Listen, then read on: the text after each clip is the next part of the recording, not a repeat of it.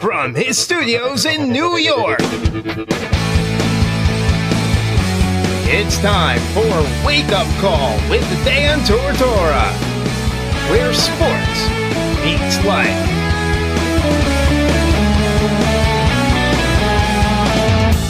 Here's your host, Dan Tortora.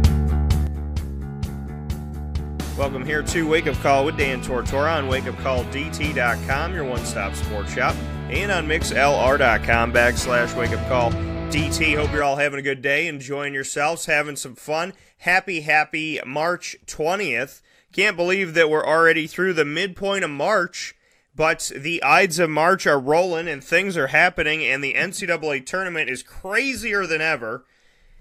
But I love it. I love it a lot. So I'm having a lot of fun with this NCAA tournament. The brackets may be busted. The people may be upset. The brackets are busted. The big teams can't be trusted. It is just, it's crazy. But it's so awesome at the same time. And if you could just appreciate that, just appreciate the fact that your brackets got red all over it, and enjoy these games that are coming up. That's the fun of it all, folks. So we're going to discuss that here in the first hour of the show. We're going to get into the brackets and what they look like and what's going on and what are my thoughts about it and did I have any of these teams going. We'll discuss all of that coming up here in just a moment. And then from there, you're going to hear from the Butler Bulldogs. I had an opportunity and a blessing after the game. Obviously, I was out in Detroit, and the last show that we did was out in Detroit. So for Monday, we didn't have our show because I was traveling, but on Sunday, we did a bonus show so that you had something to kind of hold you over, because we're Monday through Friday from 9 a.m. to 11 a.m. Eastern Time. And so because we couldn't do Monday, we did a little bit of Sunday and gave you an extra feel for that. So coming up on today's show, you're going to hear from Henry Baddley of the Butler Bulldogs, as well as Sean McDermott, Paul Jorgensen, and Aaron Thompson. And then as far as the Syracuse Orange, you'll hear from Bourama Sidibe, Paschal Chukwu, as well as Marek Dolezaj, Oshae Brissett, Frank Howard, Tyus Battle, and Matthew Moyer will all be on today's show. They'll be in the second hour of the show, and we're going to do the ingredients to success, which are proudly brought to you by Utica Pizza Company, a place that I have missed dearly since I've been on the road. Trying to find some good pizza when you're elsewhere is not an easy thing. And no matter what you find, it's not Utica Pizza. Make sure you find your way over to Utica Pizza on 628 South Main Street in North Syracuse, New York. Today, you can call them at 315-214-3060 for catering, as well as takeout and delivery. That is 315-214-3060. Make sure that you give them a phone call today and go out and see them on 628 South Main Street in North Syracuse, right by Sweetheart Corners. Let's get into the morning menu so we can get in to this crazy bracket. Here on Wake Up Call with Dan Tortora, Monday through Friday from 9 a.m. to 11 a.m. Eastern Time. We like to start off the show by giving you our menu of topics. The morning menu, that is. Live now with the morning menu is Dan Tortora.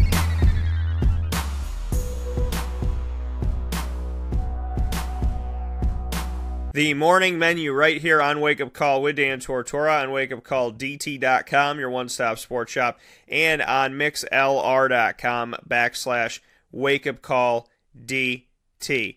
Thank you so much, and I appreciate you for being a part of today's broadcast. So, and every single Monday through Friday from 9 a.m. to 11 a.m. Eastern Time, as well as whenever we do bonus shows like we did this past Sunday when we were on the road live from Detroit.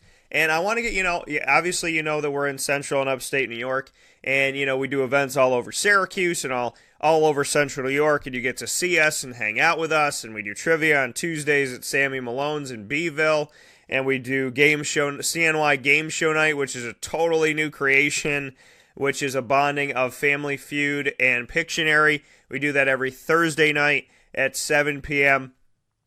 in Baldwinsville at Muddy Waters. And then, we have all the other events that we've done, the pregame shows for Syracuse football, the pregame shows for Syracuse basketball, as well as the shows we do with the Wildcat. We had one last night.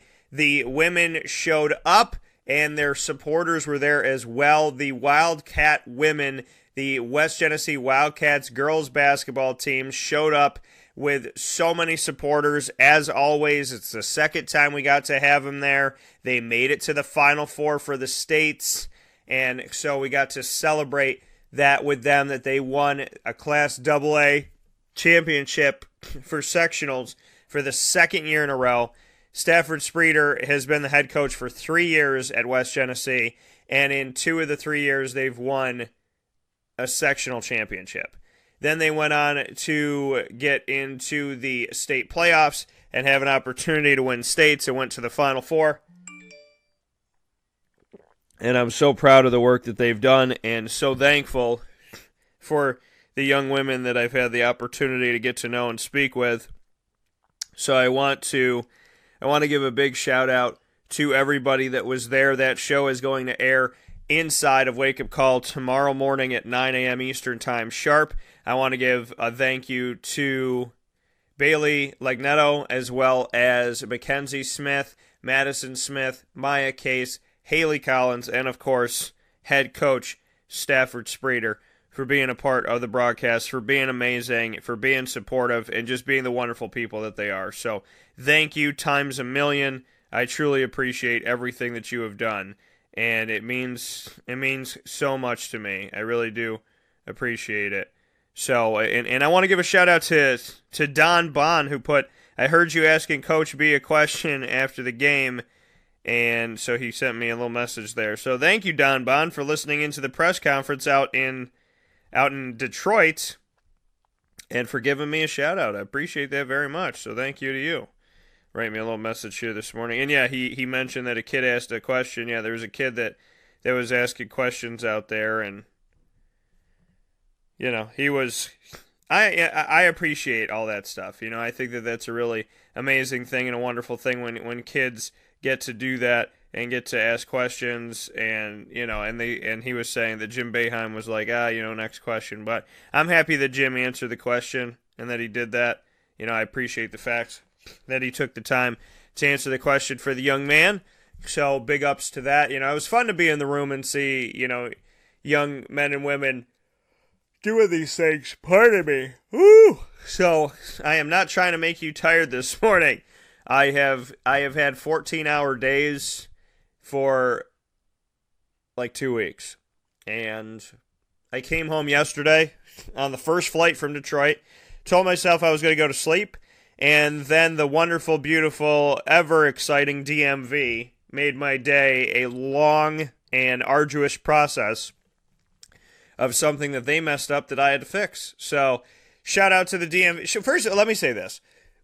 Shout out to the lady at the DMV that helped me, because she was awesome and she made the whole cluster okay.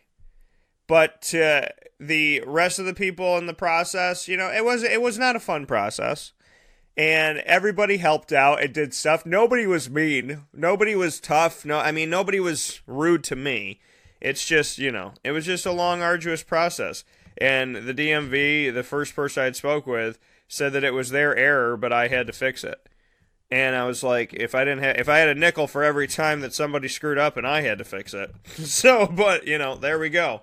One more time. But I got to say, God is great. He gave me a phenomenal day, and I have nothing to complain about. Yeah, I wanted to go to sleep. Yeah, I wanted to relax. Yeah, it's been a long couple weeks in the best of ways. But, what do I have to complain about? I do what I love. I wake up every morning and I have somebody that loves me tremendously. I have a little puppy that I love. I have a mother who would do anything for me. What do I have to complain about? And the coolest thing happened yesterday. While I'm going through this long, crazy day of stuff, my mom is texting me and she's like, "Are you still at the DMV?" And I was like, "Yeah. I'm trying to figure this out, and it's just been a long day, and I wanted to go to sleep and try and catch up on some rest here so that I could be ready to go out to Omaha and this, that, and the other." And so my mom just kind of texted me, and I was like, oh, I appreciate that. And my mom's like, wanting to make sure that I'm okay. And I asked my mom, like, we changed our address. Do I have to get a new license? Because I didn't want to pay for another one. She's like, no, they could just give you a sticker. And I didn't even know that they did that.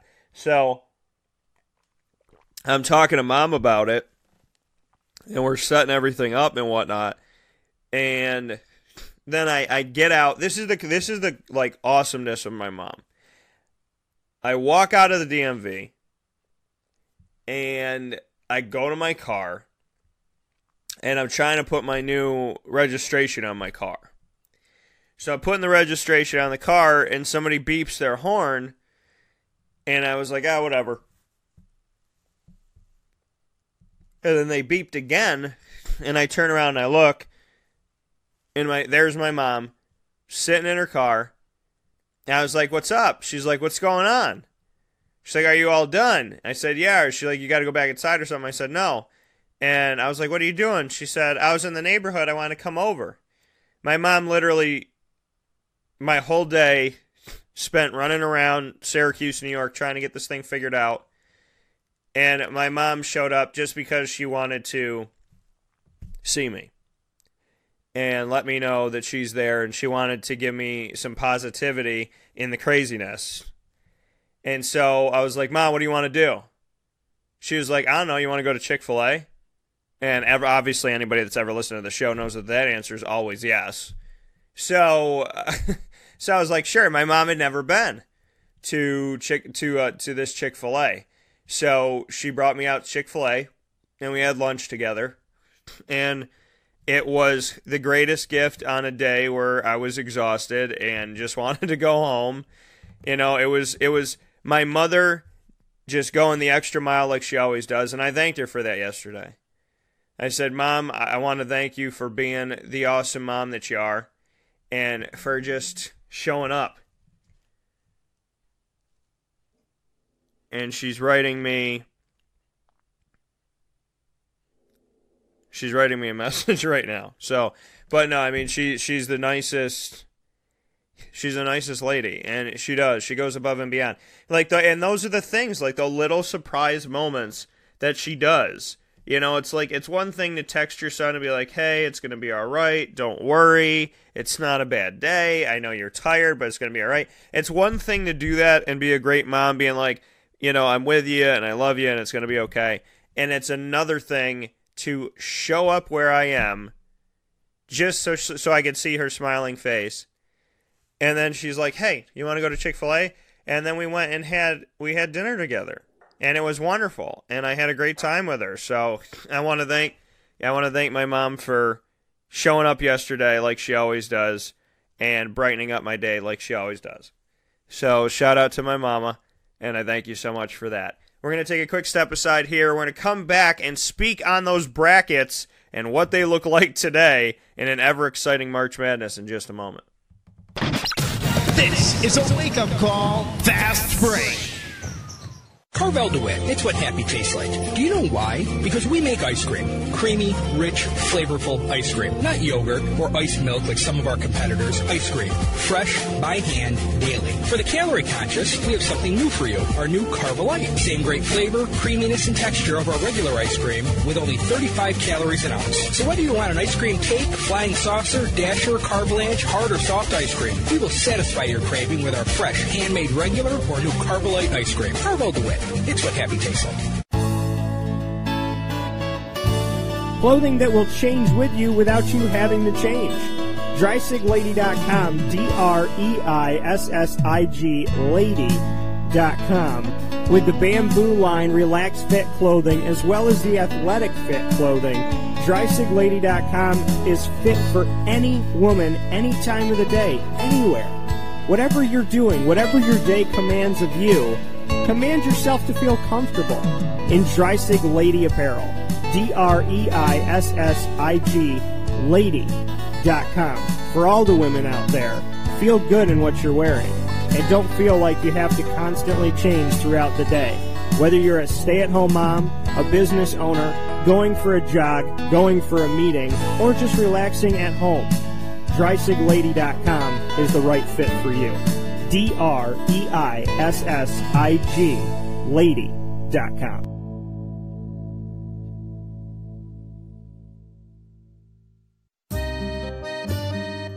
This is Lawrence Papaleo, licensed real estate salesperson for Gilbo Realty.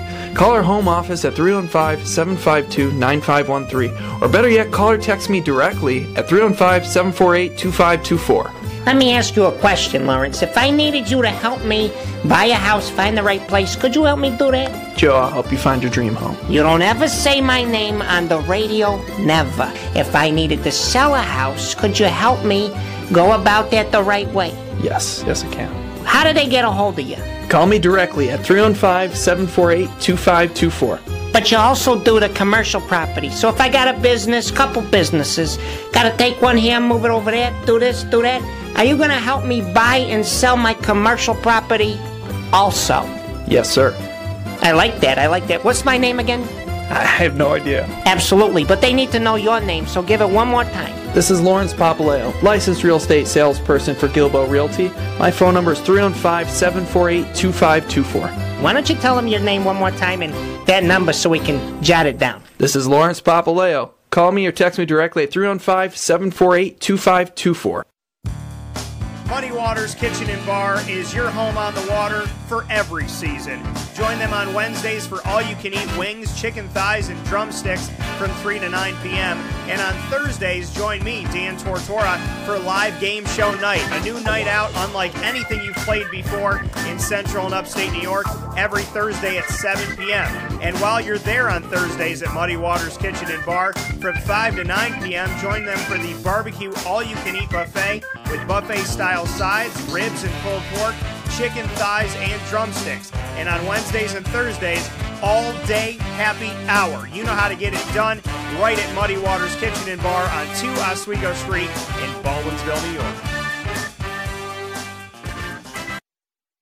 Welcome back here to Wake Up Call with Dan Tortora on wakeupcalldt.com, your one-stop sports shop, and on mixlr.com/wakeupcalldt. Happy to be here with you this morning on Tuesday, March 20th. How are my people out there? I hope you're good. I hope you're having fun. I hope you're enjoying life, making the most of it, buying your tickets for the CNY Pop Festival. That's right, folks. I'm amped. I'm pumped. We have vendors coming in, entertainers from TV and movies, Syracuse basketball alumni, Syracuse football alumni, just constant additions to the CNY Pop Festival that's going to happen on August 12th, which is a Sunday of this year. You need to sign up. It's an all-day event. Sign up, get your tickets right now. We have a special May the 4th be with you promotion from now to May 4th. If you buy an adult ticket, you get a free children's ticket. And we have VIP tickets on sale. CNYPopFestival.com. Click on Buy Tickets Now. And you could go directly to CNYPopFestival.eventbrite.com. Make sure that you go and get your tickets. I am so amped and so pumped. I got meetings about the CNY Pop Festival this week before I head to Omaha. Buy your tickets now. With that being said, let's get into the craziness of this bracket. I told you in the morning menu we're going to talk some March Madness, some brackets, and what's going on, Sweet 16, because we haven't gotten into that discussion yet. Then you're going to hear from the Butler Bulldogs, a team that I have respected for a very long time. Since I was back in high school, I started paying attention to Butler. That's how it's hard to believe that it's been that long, but that's how relevant. I shouldn't say hard to believe, but it's crazy for me that they became relevant when I was in like 9th grade, and I've been out of college for 11 years. So yeah, they've been relevant for almost 2 decades, the Butler Bulldogs. So with that being said, Butler, always a fun team to watch, and I got to watch them firsthand in Detroit, and I had the opportunity to speak with them after both of their games. You heard my conversations with them prior to their game inside of the round of 32, and you will hear their thoughts coming off of that game where Purdue advanced to the Sweet 16, 76-73, and a last-second shot by Butler didn't fall. You'll hear from those gentlemen in just a little bit. And, of course, in the second hour of the broadcast, you will hear from the Syracuse Orange, Matthew Moyer, Paschal Chukwu, Bourama Sidibe, Marek Dolezaj, Oshae Brissett, Tyus Battle, and Frank Howard will all grace the stage of Wake Up Call with Dan Tortora in just a little while. And, of course, we'll do the ingredients to success. We'll speak on Duke and how can Syracuse hope to take down the Duke Blue Devils. We'll get into that in just a little while here on the broadcast. But before we do that, we're bracket busting right now, and we're speaking on the Sweet 16 on wakeupcalldt.com and on mixlr.com/wakeupcalldt. So let's take a look at the South bracket. The Virginia Cavaliers got bumped out by the 16-seeded UMBC. Took them down and took them out of this NCAA tournament.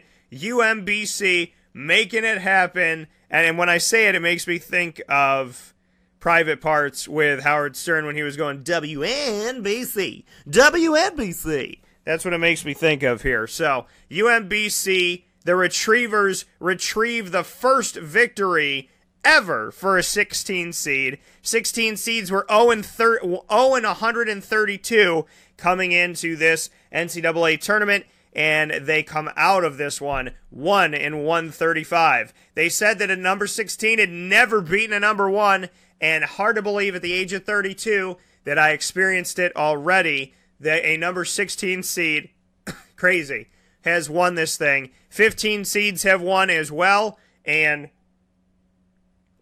a 15 seed won 2 years ago when Middle Tennessee State took out 2-seeded Michigan State. So we look at 15 seeds, 14 seeds, 11s. I mean, Hawaii winning games in Northern Iowa, and Stephen F. Austin. A couple of years ago when Syracuse made it into the Final Four, I had Hawaii, I had Stephen F. Austin, I had crazy picks that ended up being right. Crazy to some people, not to me. This year, UMBC, I still can't. Can you not? I mean, you wake up this morning and you're going, I didn't, because you can say that now to your kids and your kids' kids, that I was alive when a 16 beat a 1. I thought that there was a chance I could be 80 years old before that happened. 1-135, UMBC is the first team to take down a number 1. And they didn't just take down a number 1. They took down the number 1 overall seed in the tournament, the ACC regular season champion and ACC tournament champion, Virginia Cavaliers, who I thought would win a championship this year, who many thought would win a championship this year, and busted 20% of the brackets that were out there. And UMBC didn't just win at the buzzer. They won by 20 points, 74-54. They completely, utterly embarrassed the number 1 seed. Took them out. And made the game look opposite. They look like the number 1 overall seed because that's what number 1 seeds do. Villanova won their game over 16-seeded Radford by 26 points. And then we go to Kansas beat Penn by 16 points. Xavier scored 102 points and beat Texas Southern by 19 points in their game. And then you go over to UMBC in Virginia, and it was a 20-point victory, but in the opposite direction. So it was funny that UMBC didn't just win, they won handily, and they commanded the second half and took over this game and made it happen. But they moved on, and in the Sweet 16, Kansas State is here, and who would have thunk it, right? Kansas State beats Creighton 69-59. I said it. Whenever I pick Creighton, they lose. Whenever I don't pick them, they win. So I picked them this year against my will, and I went back and forth with myself, and I said, listen, no matter what I do, they're going to lose or they're going to win, or it's going to be the opposite of what I pick. Because Creighton's one of those teams that does that to me. Wisconsin's done that in history before, but Wisconsin wasn't in the tournament to lose this year, believe it or not, so I didn't have to worry about it. So Kansas State wins, of course they do. And then Kansas State, this is the thing that's crazy. Who would have thought Kansas State would, let alone get over Creighton necessarily, in the 8-9 matchup, Kansas State the 9, and then not have to play Virginia, and then beat UMBC and move on. Who would have thought that this was going to happen? So Kansas State's in the Sweet 16. How many people had that? Show of hands. Now put your hands down because it ain't right. Now, Kentucky and Buffalo, this is the part of my South bracket I got 100% correct. I had Kentucky, and yes, I had the Buffalo Bulls, the Charging Bulls, the Bulls that won by 21 points in this game. I told you if Arizona and Buffalo were going to run the score up, then the running of the Bulls, I thought would get the slight edge, the advantage, and win this game and make it happen. They won handily. But then they were really close with Kentucky in the second half. I left to go get a sandwich from Wahlburgers out in Detroit. I come back to my television. They lost by 20. How does that happen? It's a 3-point game, and they lost by 20. So Kentucky obviously blew up in the last few minutes and acted like Kentucky. They're playing Kansas State, and all of a sudden Kentucky's got a path to the Final Four, believe it or not, when I thought that Kentucky, I had them going this far. But I didn't have them going farther than this, so we shall see. But I can't imagine that Kansas State will beat them, but this has been an insane tournament, so we'll have to see where we go from here. Loyola Chicago, I picked them to beat Miami. Yes, I did. They did that, and then Tennessee won, and I had Tennessee over Wright State. Then Loyola Chicago played Tennessee and beat them by a point with a shot that went up, rolled on the rim, hit the backboard, bounced on the rim, and fell in. Talk about having some Jesus on your side. Loyola Chicago, well, at least they have that wonderful young 98-year-old woman on their side. They move forward, and Loyola Chicago, the 11 seed, is in the Sweet 16. Nevada and Cincinnati had them both winning their respective games. Nevada pulled off an amazing comeback against Texas, and after that, they took care of Cincinnati at the end of the game. The Martin brothers are insanely good. They are so much fun to watch. And if you haven't been watching Nevada and you don't know who the Martin brothers are, then make sure that you go online today. Do it right now while you're listening to the show.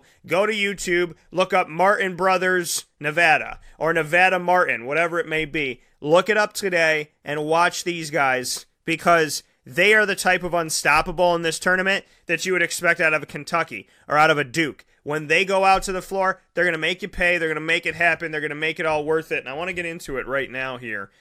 I thought Cincinnati could be dangerous this year, and at the same point, I was like, it's Cincinnati. There's certain teams that it doesn't matter what year necessarily. You just see the name on the line, and you just kind of think to yourself, is this a safe pick? I mean, there's no safe picks this year. There really isn't. But at the same time, teams like Cincinnati, when they're a 2 seed, it's like they should win, but they don't. So Caleb Martin and Cody Martin for the Nevada Wolfpack have been insanely good for this team. They combined to score, Cody and Caleb combined to score 35 points in the game against Cincinnati. And Cody had 25. He was 10 for 20. He was bananas in the first game against Texas that they played in, and everything that they did to win that game in overtime, 87-83, scoring 19 points to 15 against Texas in OT. Absolutely amazing and tremendous play, and big ups to them for all the work that they did to make this tournament so wonderful. Nevada, the 7 seed. Some people had Texas. I had Nevada, and now Nevada's on to the Sweet 16 to play Loyola Chicago. So that means that in the Elite 8, we will at least have Nevada the 7 or Loyola Chicago the 11 in the Elite 8. How crazy is that? And if Kansas State somehow gets by Kentucky, I'm putting my money on Loyola Chicago or Nevada, one of those two, heading to the Final Four. Loving it. The West bracket here on Wake Up Call on mixlr.com/wakeupcalldt. In the West, Xavier, number 1 seed. I said that they were the weakest and shakiest number 1 seed going into this tournament, and I know that Virginia lost to UMBC, but who would have thought that that was going to happen? Besides my wife, who, when we started filling out the brackets, I was like, Virginia or UMBC? She was like, I don't know. She's like, I think UMBC. And I was like, well, babe, Virginia's the number 1 overall seed. She's like, yeah, I want UMBC. So I guess my wife is smarter than 99.999999999% of the universe, because she wanted UMBC. So obviously UMBC showed that Virginia was the weakest, number one. But going into this thing, I thought Xavier was, and I did not think that they were going to the Final Four. I didn't even have them going to the Elite Eight. So, and they didn't make it. Florida State beats Missouri in a game where I went back and forth, and I said, well, maybe Michael Porter Jr. will come back better than he did in his last game. Maybe he'll have a better game, have a better moment. Maybe things will work out for him. I went with the maybe instead of going with knowing that Florida State is a team that, that hasn't had a bad season, hasn't had a bad year this year. They've been up and down, but I went the other way. I shouldn't have. I should have learned my lesson. FSU, I cover every single year, and Michael Porter, whatever he was, Florida State is a unit. They won their game. Respect to them, because they proved me wrong in that one. South Dakota State's only lost by 8, but that was one of my 12-5 that I was trying to get right. Ohio State ends up winning that game. Gonzaga, I go with the Zags. I always think the Zags are good for a few, and, hopefully seeing them get back to themselves a little bit here. They won 68-64, made me nervous, a few people nervous. UNC Greensboro in the first round, but in the second round against Ohio State, they went from 68 in the first game to 90 in the second game. Took care of business and were able to score 90 points to overcome Ohio State's 84 to move on to the Sweet 16 to face Florida State in a matchup that I feel like not a lot of people had, and I'm very excited for that one. Houston and San Diego State, back and forth with this one. I wanted to pick Houston because I got a lot of respect for the American Athletic, and they went to the championship game, but then San Diego State was like upset city. Houston wins by 2 in that game, and then they lose to Michigan by only a single point. So big ups to Houston for having an amazing run this season, and I hope that they never go unnoticed, because it would be a travesty if they did. They had a good year. Michigan wins their game over Montana, and then they go ahead and beat, like I said, Houston by a point. They're on to the Sweet 16. I had them there as well. Texas A&M takes out Providence. I went back and forth with this one. This was probably my toss-up game of the round of 64. There was a couple of them. This was definitely one of them for sure.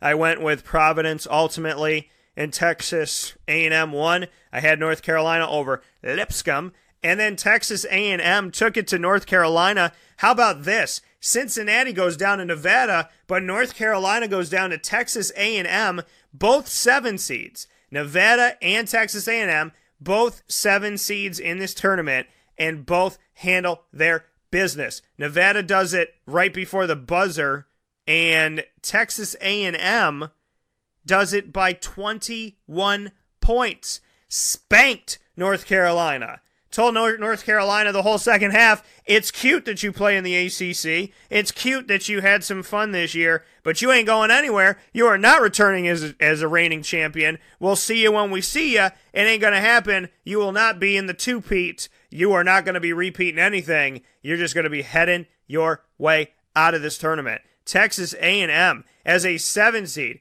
and you feel like Texas A&M, should be higher, should be a better seed. When I say Texas A&M and I tell you that Texas A&M is only a 7 seed in this tournament on the same line as Nevada, some people might be totally confused, but that's where they're at. That is the truth, and this team has come up big after playing their time inside of the SEC this season. How about this? They finished 8th in the SEC, and they're going to the Sweet 16. Auburn's not. The Gators aren't. And this is nuts. Kentucky is. Arkansas is not. Missouri's not. Mississippi State didn't make it in. So, very interesting. Very, very interesting how the 8th best team just beat North Carolina by 21 points. In the East bracket, Villanova and Bama-Lama, I had Villanova in this thing, and I had Alabama because I knew that Alabama, as hot as they were going to at least win a game. And then I was like, could they upset Villanova? And I couldn't bring myself to pick that. They did not. I have Villanova, and Villanova's in the Sweet 16. West Virginia, I picked them to beat Murray State. I know that there was some upset. There's some people choosing that upset. But I picked them to take down Murray State, and I went back and forth with what I should do after that. Should I pick Wichita State or West Virginia to go to the Sweet 16? I picked Wichita and not West Virginia in this case. And West Virginia, who I thought had probably their best year under Bob Huggins in the last few seasons, they're going to go on and face Villanova. That could be an upset city game. That could be a really big game. That could be one of Villanova's best tests, if not their best test of the tournament. So I'm very excited about that. I had Wichita State. They lost to Marshall, who got their first win ever in the NCAA tournament. We are Marshall Thundering Herd. Congrats to you, and a God bless to Marshall in all your history and everything that you've been through. God bless them. Godspeed. They end up losing, though, to West Virginia, but they did get their first victory, which was awesome. Florida and St. Bonnie's. I thought St. Bonnie's had another one in them, but I didn't have Florida going anywhere after that. So Texas Tech beats Stephen F. Austin, and Texas Tech moves on over Florida to face Purdue. Purdue beat Butler, who had taken down Arkansas, and Arkansas made it a game, but Butler came back. Butler only lost by 3 to the second-seeded Purdue as a 10 seed. Very close game. Got a great look at the end of the game. We're going to talk with the Butler players about that in just a moment. Great look at the final shot. Broke free 4-3, let it launch, and as long as this shot was, it looked like he was right on the money. Like he had practiced it over and over and over again. So tough break for the Butler Bulldogs, but an amazing game that I got to see in Detroit. Purdue moving on, and I had Purdue going on to the Sweet 16. Kansas in the Midwest bracket.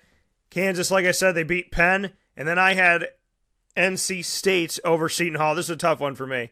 NC State, usually the middle of the road of the ACC lately. Seton Hall, the middle of the road of the Big East. This is a toss-up game for me. Seton Hall won this game, and Seton Hall played really well. They had a good. I mean, they played well against Kansas. They were hitting threes. They were making it happen. Hit a 3 at the buzzer, and they only lost by 4. Kansas moves on. I had Kansas going to the Sweet 16. Clemson over New Mexico State. I had that. Auburn over Charleston. I had that too. But how about this? Clemson goes and plays Auburn in the round of 32, and Auburn forgot that they had a basketball game after that first win. They were down 75-43 when I turned the game on. And I said to myself, what the hell's going on? Auburn's ranked higher. They're a 4 seed. Clemson's a 5. Auburn played the 4-13 matchup. Auburn should be killing this team. Not killing this team, but Auburn should be making this a game. This should be 80-80. This should be overtime. What is going on with the SEC? The glorified SEC. How is the SEC not winning this? Isn't Clemson that team that scores in the 50s? Isn't Clemson that team that has no respect?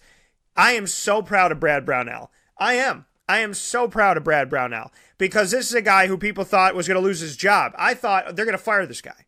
After that, I was like, they're going to fire this guy because they're not going to give him time. And he's playing in the ACC with Duke and North Carolina when Syracuse is good, and Louisville, and Notre Dame, and so on and so forth. Clemson stays the course with Brad Brownell. They've had an awesome season. And they continue on to face Kansas. And Kansas, who lost to a couple unranked teams this year, Clemson was a ranked team. This is no cakewalk for Kansas. And Clemson's coming off a game where they just scored 84 points and won by 31. Clemson had a bigger victory than any 1 seed in the tournament. Clemson has the biggest margin of victory in the entire tournament so far. Just saying. Syracuse and Michigan State, I had them both going to the round of 32. I thought Michigan State might get them in this one. Thought it might be hard with Miles Bridges. I'm going to tell you the truth because you can look at my bracket. I'm not going to lie to anybody. Syracuse wins this game. But see, this is the thing. This wasn't a Syracuse hater. This wasn't a, whatever, Syracuse, you suck this year. It wasn't any of that stuff. That doesn't come out of my mouth. I don't talk like that about any teams. I don't disrespect any team like that. That's not my language. That's not how I live my life. I just had Syracuse in a place where I thought that they would win against Arizona State in their play-in game. I thought that they would win over TCU. And then I thought Michigan State, I got to be honest, I thought Michigan State was going to do a little bit more. Michigan State had a terrible shooting night against Syracuse, and their defense was on point at the same time. When you're not shooting well and their defense is playing well, you're probably not going to win the game. And they weren't giving the ball to Miles Bridges inside, which was beyond me. And then when they did, Syracuse swarmed him, which was a huge big ups to Syracuse. Because when I look at, seriously, Miles Bridges, man, should have had 22 points in that game. He should have been dunking the ball like nobody's business, but they weren't letting it happen, and he wasn't doing it, and he was off from 3. He had 3 points in 16 minutes of the first half. Shout out to Syracuse for that. They win, they move on, they advance in this tournament as an 11 seed. There's 2 11 seeds in the Sweet 16. Loyola Chicago and Syracuse. 2 11 seeds, folks. And that is... Those are the 2. There's no other seed that was lower than that. There's no 14s, there's no 13s. The 11s are the biggest, quote-unquote, surprises when you look at seeds. But if you're watching these games, they weren't surprises. Rhode Island and Duke, I had them both winning, and I had Duke over Rhode Island, so no problem there. So, my bracket, that's correct. I have out of the South, Kentucky, I have them in the Sweet 16. Gonzaga and Michigan in the Sweet 16. And I have them playing each other in the Elite 8 with Gonzaga going to the Final Four. I have Duke in the Sweet 16 in the Midwest, Kansas in the Sweet 16 in the Midwest, and Villanova and Purdue out of the East in the Sweet 16.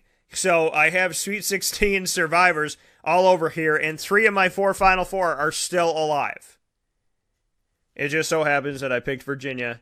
And so my Final Four champion, my Final Four team that was going to move on to the national championship in my mind, and you know what? It serves me right because I know that their offense can't always score points, and I should ultimately pick Villanova. If it was between the two, which I had it between Villanova and Virginia, I should have leaned a little bit more on Villanova or another team that can score in the 80s. But, there's Syracuse that's doing what they do right now, and they're making it interesting. So we have a 9 seed, a 5, an 11, and a 7 coming out of the South. The highest that will get in is a 5. The lowest is an 11. We have a 9, a 4, a 3, and a 7 inside of the West. So the highest that will get in is a 9. We have an 11, a 2, a 5, and a 1 in the Midwest. So the 1 and 2 are still alive. And the 1 and 2 in the East are still alive with a 3 and a 5. So the East one looks probably the most normal, having 1, 5, 3, 2 as seeding. And in the Midwest, like I said, Syracuse is an 11, and they are a dangerous team. Do not count them out of this game by any stretch of the imagination. We'll talk about it at the end of today's show. And then, Gonzaga and Michigan, I still have that Elite 8 set up. And, I mean, Loyola, Chicago, or Nevada is going to be in the Elite 8. It's a given. There is no 1 or 2 seed that will come out of the South or the West, which guarantees that there will be a seed higher than a 1 or a 2 that goes to the championship game. How amazing is that? How amazing is that? There will be no 1s, no 2s. The highest is a 3. The lowest is an 11. That is guaranteed to not only make the Final Four, but guaranteed to play in the championship game. Guaranteed to play in the championship game because they're on that one half of the bracket. And then on the right side of the bracket, the 1s and the 2s are still alive. So it's still possible that side of the bracket will look normal. And we'll have to see what happens from here. But I will tell you that I said at the beginning of this year, a few games in, that this was going to be the year of the upset. Before March Madness. I said this in general, before, going into the whole thing. I said this whole season, including March Madness, is going to be more of a year of the upset than anything else. Because teams were winning like Wofford, where you were scratching your head going, How the hell did this happen? How did these teams win this? Any team on any given night. Any team on any given night. Making it happen. This tournament, your bracket may be busted, but folks, how do you not have fun with this? How do you not get excited with Kansas State? Kentucky has 3 teams swarming them, trying to make that a really interesting South bracket. Kansas State, who would have thunk? Loyola Chicago, Nevada. Gonzaga's set up right now that they can make a pushback, and North Carolina's not going to meet them in the Elite Eight in a rematch of the championship game. Syracuse is in a bracket where they have faced every single team that remains. Every single team. Kansas, Clemson, Duke. Syracuse has played them all this year. They lost to Kansas. They lost to Duke. They beat Clemson. But this is the thing. Even though they're 1-2 against the teams that are in there, how about this? They don't just have film that they can watch on what Clemson does good, or what Kansas does good, or what right in the here and now, because you don't want to look a game ahead, what Duke does well. You go back to your film. How did you lose? What did you do wrong? How can you be better?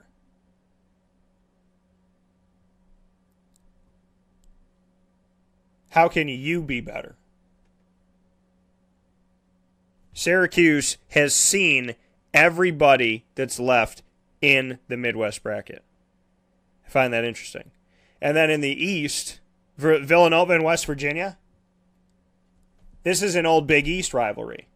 I'm ecstatic about that. I think that game could be 84-80, 81-80, something like that. And then Texas Tech and Purdue. Butler almost beat Purdue. Texas Tech's no cakewalk. And Texas A&M is going to make it hell for Michigan, who won by a point over Houston. I am more than ecstatic about what's coming up in this tournament. And you should be too. Because as a broadcaster and as a fan of college basketball, first and foremost, I've been loving this. Because nobody's safe. And when these teams start winning, because I don't like saying mid-major and low-major and upper-major. I don't like saying it because it's disrespectful. It's like saying upper class, middle class, lower class. I don't like saying that. I think it's rude and I think it's disrespectful. So when we see Florida State, who's not the upper echelon, quote-unquote, of the ACC, and we see Texas A&M, who was 8th in the SEC, and we see Loyola Chicago, who people probably can't even name the conference that Loyola Chicago comes out of, and that's the Missouri Valley. And then you have Nevada going up against Loyola Chicago from the Mountain West. Who would have thunk? I love it. And you have Kansas State from the Big 12 that I didn't hear anybody talking about this year. And then you have Clemson. Clemson, who advanced deep into the ACC tournament, is now in the final 16 of 351 schools in the NCAA tournament. And that team that they like to call Syracuse is causing some ruckus in this tournament this year. Make them a 10 seed 2 years ago, they go to the Final Four. Make them an 11 seed, and they're at least on to the Sweet 16. I love when people say, "Oh, Syracuse, they don't deserve to be in. Why did somebody?" You know what? You sound like an ignoramus, is what you sound like. You sound like an idiot. They shouldn't have let them in. Why did they let you, St. Mary? You're not fighting for St. Mary's on any other day. St. Mary's. The same people that said Oklahoma should have made it at 18-13 and deserved their 10 seed are the same people that are saying Syracuse didn't deserve to play a game into the tournament.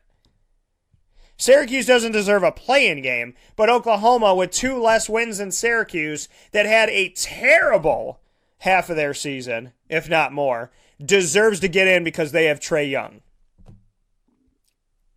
The same people that said yay Oklahoma said boo Syracuse. That shows you that these people are not intelligent. They're not doing research. They just hate Syracuse, and Love whoever's not Syracuse. But to say, oh, Middle Tennessee and St. Mary's, oh, they deserve the spot that Syracuse had. No, they deserve the spot that Oklahoma had. I had Syracuse as a play-in game. I thought Syracuse did enough to make the tournament, but had to earn a spot. They did enough, but didn't do enough. They did enough, but still needed to prove themselves. I had them exactly where the committee seated them. 11 seed play-in game in Dayton, Ohio.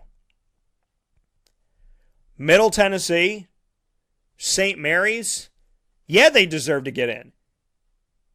But the people that said St. Mary's, Middle Tennessee, you should be mad at Syracuse. Take your qualms up with Syracuse because they took this from you. They didn't take that from them. They didn't take that from them. I'm sorry. Did Oklahoma win a game in this year's tournament? Did I miss something? Could I go back and maybe check on it? Was there a recalculation? Was there a hanging chad somewhere? What happened with Oklahoma? They lost to Rhode Island. Oh, Rhode Island? From the Atlantic 10, Rhode Island? Are you kidding me? I didn't think that Oklahoma could lose to anybody. Even though they lost half of their second part of their season. And I'm being sarcastic, folks. Please understand that. Ecto Cores just wrote, Syracuse more than proved themselves. You're damn right they did.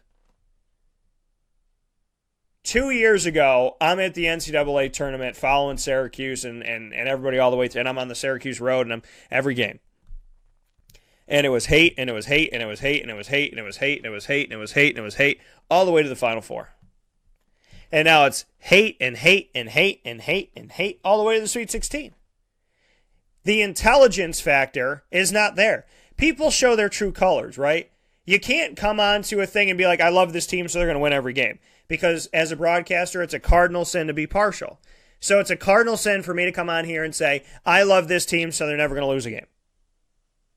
That's my fan point of view. That is not my broadcasting point of view. And that does not make me a professional. It does the opposite. Same thing. I hate this team. I hate everything about them. They're going to lose every game because I hate them and they hate them and they suck. And I hate them and I'm mad at them because they didn't let me play on their team. And I'm just an upset little boy. That is partiality as well.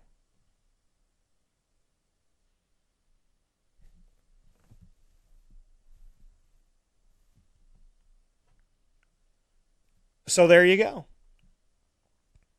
It's the partiality of it all. You can't be partial.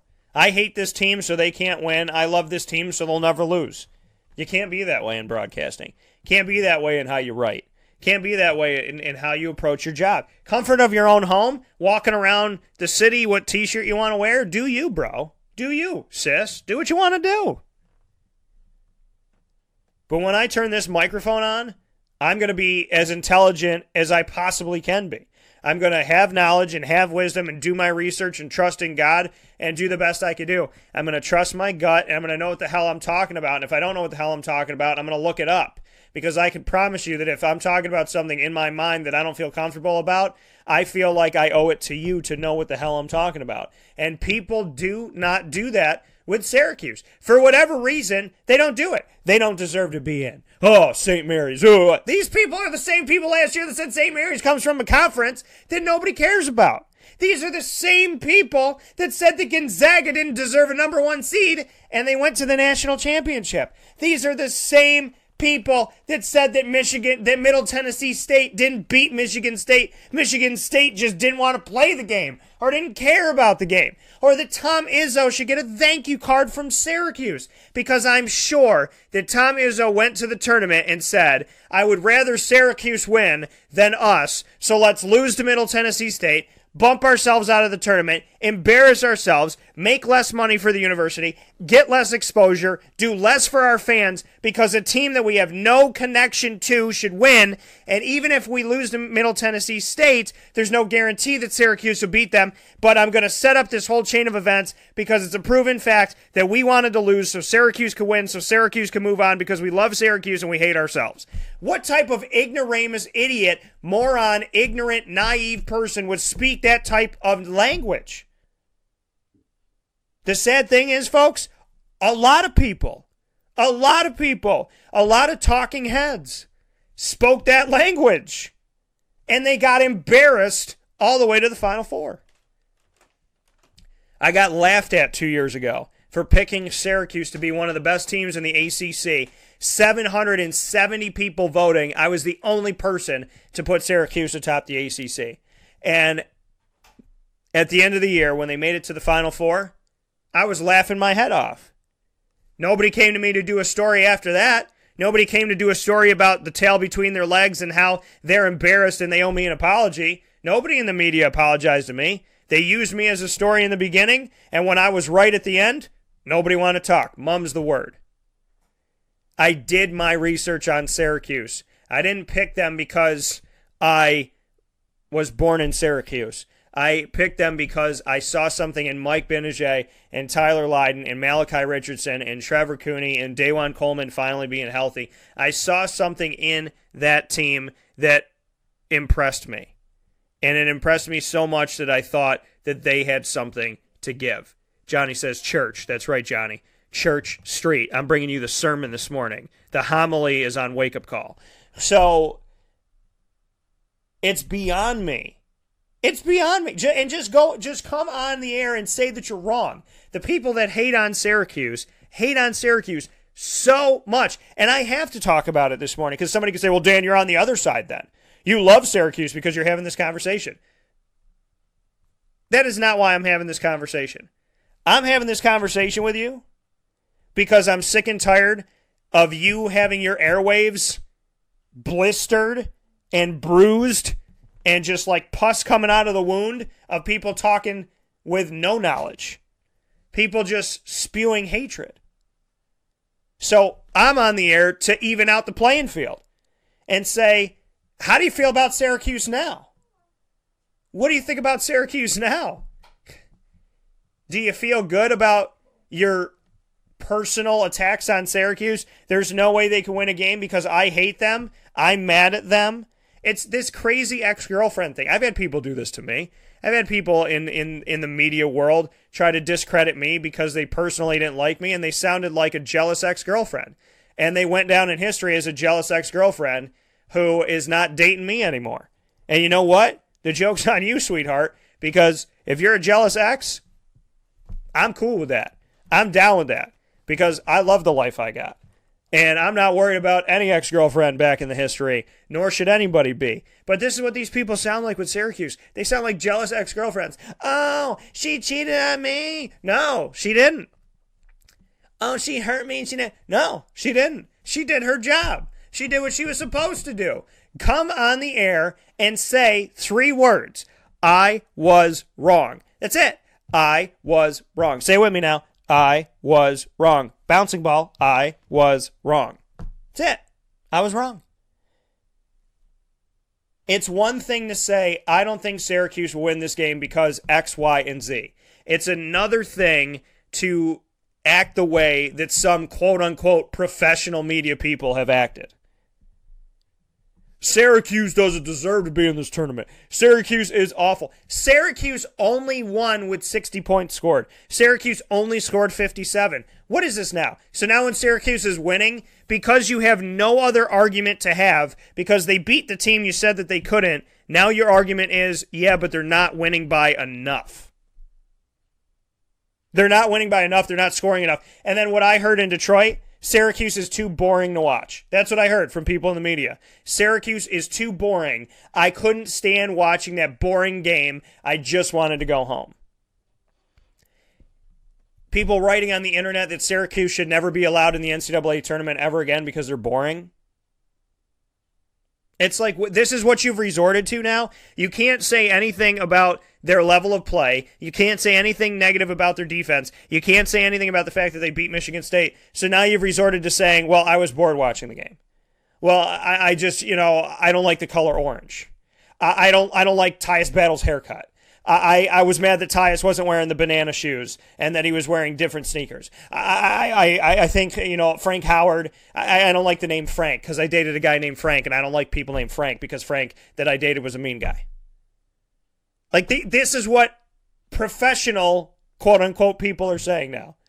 It's grasping at straws. You got nothing. I was wrong. That's all you got to say. I was wrong. I don't have to choke on anything. I don't have to choke. And I told you the truth. I had Michigan State beating Syracuse. They have impressed me beyond where I had them. They went one step farther than I had them this year. But I had them getting in as an 11-seed play-in game. I had them beating Arizona State, and I had them beating TCU. I was wrong by a game this year. These people were wrong by a mile, 10 miles, 50 miles, 157 miles. Whatever the miles are from here to Omaha, Nebraska, you were wrong. And your trail of tears is laughable at this point because it's become so personal that it's like every time Syracuse wins, you get a stab in your side. It's like every time, it's like some crazy Saw movie that these people their eyelids are held open and they have to watch Syracuse, and when Syracuse wins, they get a little jab in the side, a little hit in the rib. Stop being personal. When Gonzaga, okay, I'll tell you this right now in my bracket.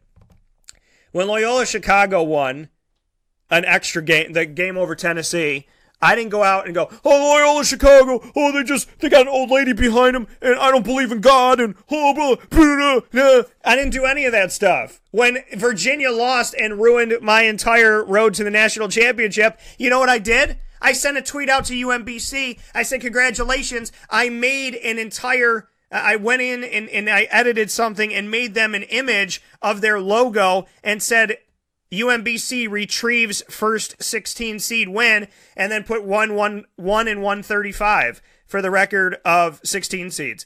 The way that I handled my bracket getting busted was congratulating the team that busted my bracket, showing respect where respect is damn due.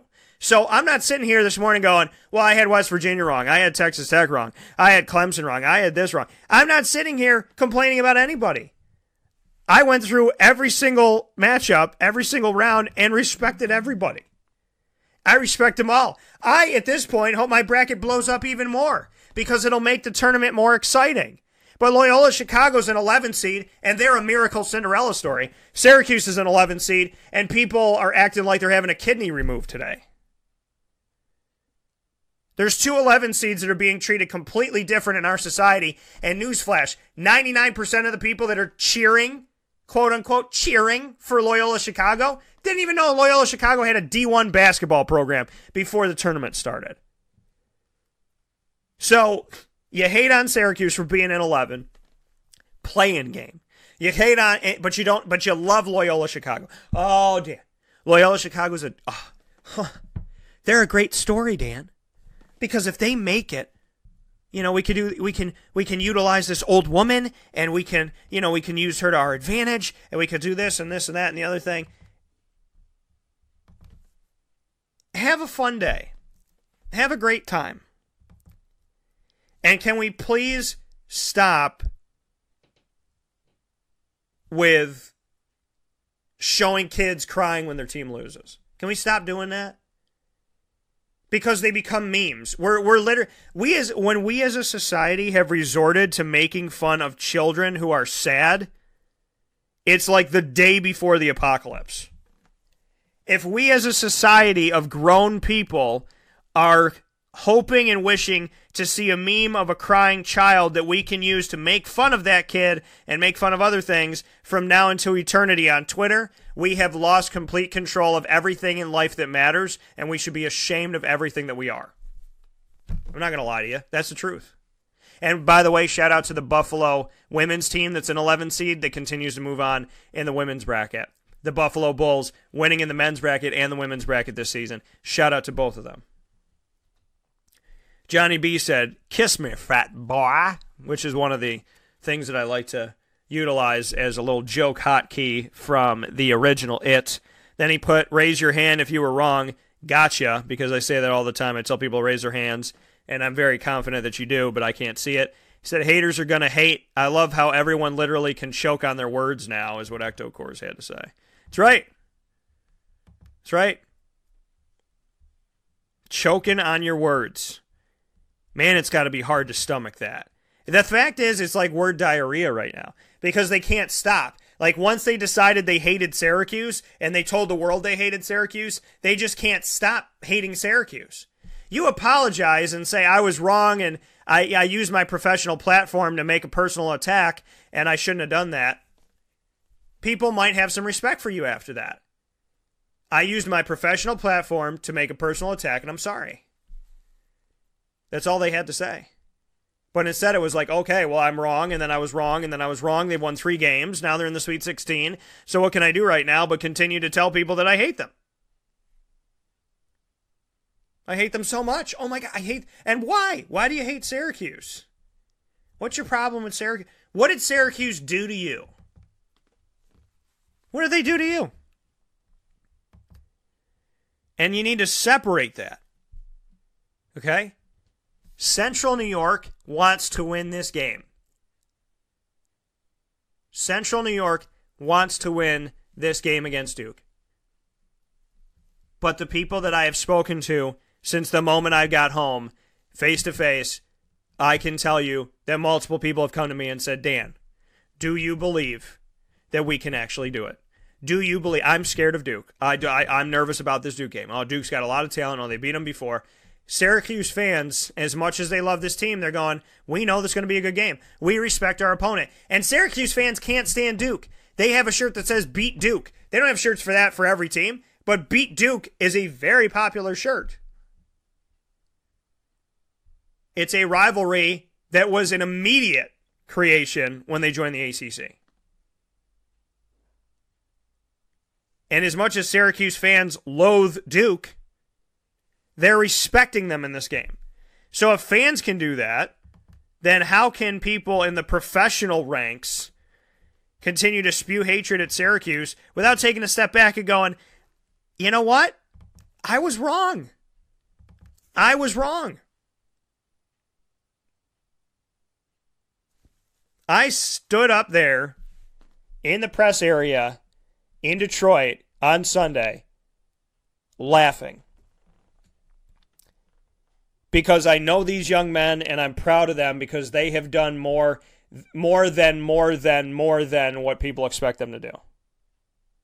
And I was laughing because they looked in the face of hatred. They looked in the face of people that had no respect for them, and they laughed. So I laughed.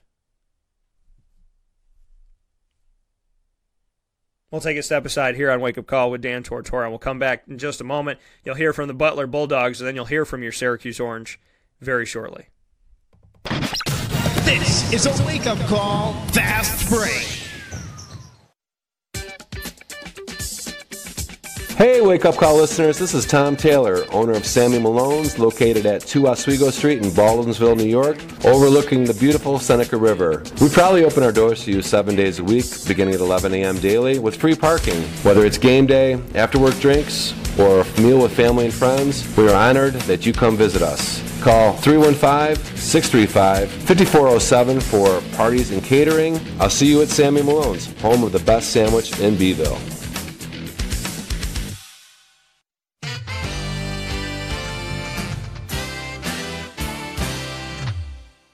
Hi, this is Domenico Vitali, owner of Giovanni's Formal Wear, where you look great and feel even better with our renowned tailoring and alteration services on any suit or any tuxedo from anywhere.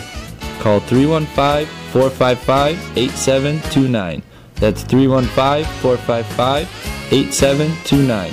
Stop in locally on Route 11 in North Syracuse, next to the Ponderosa Plaza, where you can choose your style, get fitted, and tailored, all at Giovanni's Formal Wear.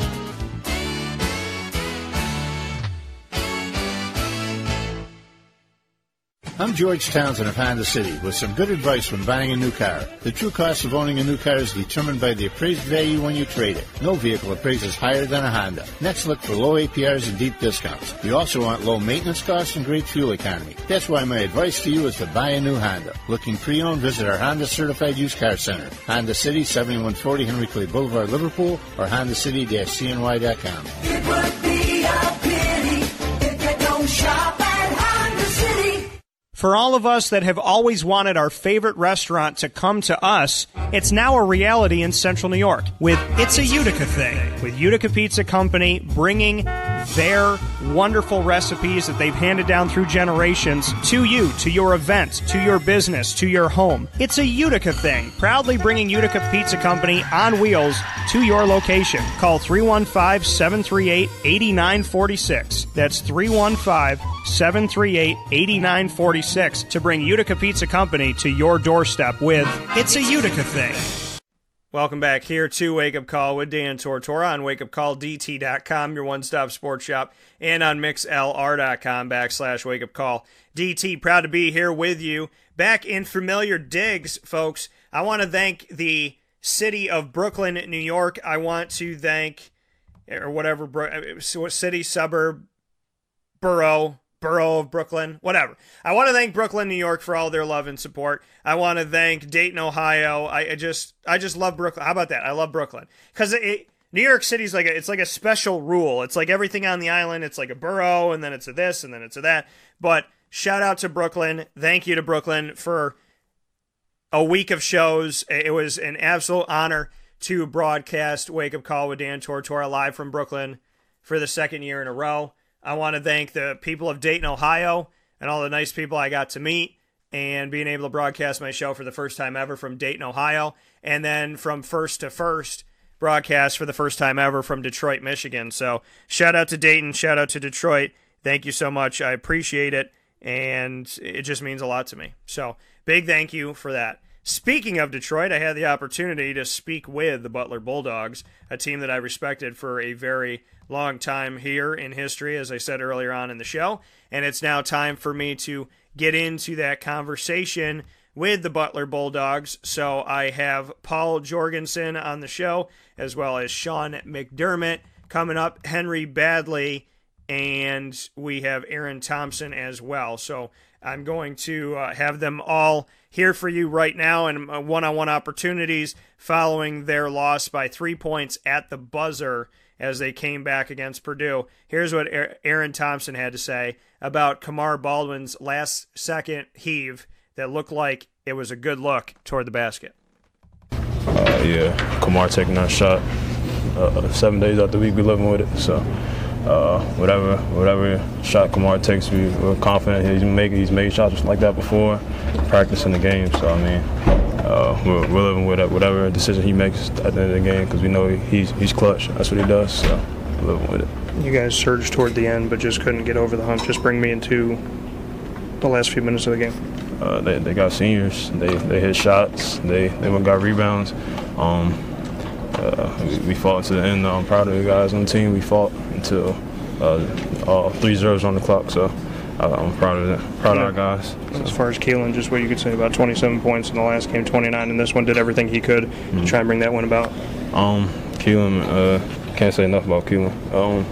He carried us this whole season pretty much. When we were down, he picked us up energy-wise. I watched Keelan play before I got here. He's a completely different player. His whole attitude, his whole demeanor towards the game, mindset going into the game is completely different. I'm proud of him, the way he's grown. He did big things for us this season. That's the reason why we're here today. So. That coming from Aaron Thompson of the Butler Bulldogs. Moving on into my one-on-one conversation with Sean McDermott. Couldn't ask for a better shot than the shot that Kamar Baldwin took. Here's what he had to say about that, if he would agree with that. No, it was a great shot for us. Obviously, in that moment, you want either Kamar or Keelan taking the shot, and Kamar got it, and it was a good look, wide open. It was deep, looked good. So there's nobody else who'd rather have taken that shot. And just to speak a little bit deeper on that, why there's so much faith and so much trust in Kamar to say something like that you would rather have nobody else take the shot, because your teammates have echoed that as well. he's just proven himself in his 2 years here. He makes huge shots for us, whether it's a game winner against Northwestern or hitting shots late in game. He's just made big shot after big shot for us. When you look at the run that you guys made in the last couple minutes there, just what you could say about, you brought it to within one possession. It was close. You had opportunities. I mean, you fought hard to get back in this game after being down by a good amount in the second half. Yeah, I think we were down 10 pretty late in the game, but that's something we've done all year is just fight. And just really proud of the guys for fighting the way we did and making it a 3-point game. So I think it's just a testament to how hard we fought all year. Keelan, just what you can say about what he's done this season, and here in Detroit had 27 points, backed it up with 29 in this game. Yeah, I mean, this is something we've come to expect from Keelan, just the great player he is. These 27, 29, 30-point games are Keelan Martin. It just describes him, but he does so much more for our team, whether it's rebounding, getting stops on defense, steals, great passes. So we'll definitely miss that, but we're very thankful for everything he gave us.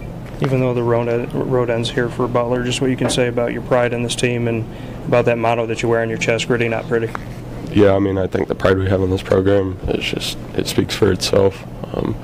That's part of it, going out there and fighting like we did in those we fought all game, but just bringing it back to that one possession game. We do try to make it gritty, not pretty, and I think we do a good job of that, and that's something we really value at Butler. Back here on Wake Up Call with Dan Tortora, that's Sean McDermott of the Butler Bulldogs that I had an opportunity to speak with in the locker room this past weekend following their 3-point loss at the buzzer to the Purdue Boilermakers, who are moving on into the Sweet 16. Next up from the Butler Bulldogs of the Big East is Paul Jorgensen about the Kamar shot as well. Going around just speaking with the team about Kamar Baldwin, about his shot, about what he's meant to the team. It's what Paul had to say about the shot. Yeah, got a good look. We thought it was down. Not the result we want, but if that's the final shot, we'll take it every day. When you look at a play like that, 1.8 seconds left, they missed the front end of a one-on-one. Keelan gets the rebound. You guys get the timeout. You got 1.8 seconds to go. It was set up for you guys at that point. Yeah, I thought we had some magic in us. I was liking our chances with that happening, but sometimes the ball doesn't bounce your way. So what you can say this season about, even though Kamar doesn't make that shot, just what he's been meant to this team, what he's been all the way through this tournament and even beforehand? We wouldn't be here without him. We wouldn't be here without every one of our guys on our team, so everyone has an important role, and obviously Kamar's role is super important, and he's let us. You were part of the run late for the team in that comeback try. Just what you can say about those last few minutes? Just trying to do whatever to help us win. It was desperation mode, so whatever was there to help us, I was just trying to do. And as far as Keelan, just what you could say he's meant to the team, almost 30 points in both of the games here in Detroit. Keelan's a great person, off the court. He's just a special young man, and just being able to play with him for 1 year has been an honor. He's carried us all year long. We wouldn't be here without him, and he's been our senior leader. Coming once again from Paul Jorgensen of the Butler Bulldogs. Up next, and the final conversation with Butler, is mine with Henry Baddley about Kamar's shot at the end of the game. He was able to get open last 1.8 seconds. It was a good shot. He just missed it. Your teammates have said that they'd rather have nobody else take that shot than Kamar. Just what you can say to that, if you would echo those sentiments as well. Yeah, he's a great guy. He's done that the last 2 years he's been here, and we all have confidence in him to shoot that shot. He shot it. It didn't go in. It seems to be the Butler way that there's always a chance at the end of the game. Sometimes it falls, sometimes it doesn't. Just what you can say about, obviously you don't like the way that this ended, but Butler seems to be that team that's always in it, no matter what happens during the game. Oh yeah, we're always going to be in it because we love to fight. And that's what we do, and that's what the past teams did, and that's what we learned from them. So we're going to continue to fight, whether who's out there, whether we're playing the best team in the country or not. We're just going to go out there and fight. Gritty, not pretty, just to go a little bit deeper into that motto. Just doing all the little things, boxing out, not doing things that you're shying away from. I want to say boxing out, like I said before, getting on, be the first one to the floor, get 50-50 balls, all that. In your opinion, what has made, from coaches to coach, different coaches from Brad Stevens on to where you are right now with LaValle, to different players, different personnel that's here with the program. Once Butler started to be a factor in the NCAA tournament, it's never gone away, even though coaches have changed and players have changed. Why do you think that is?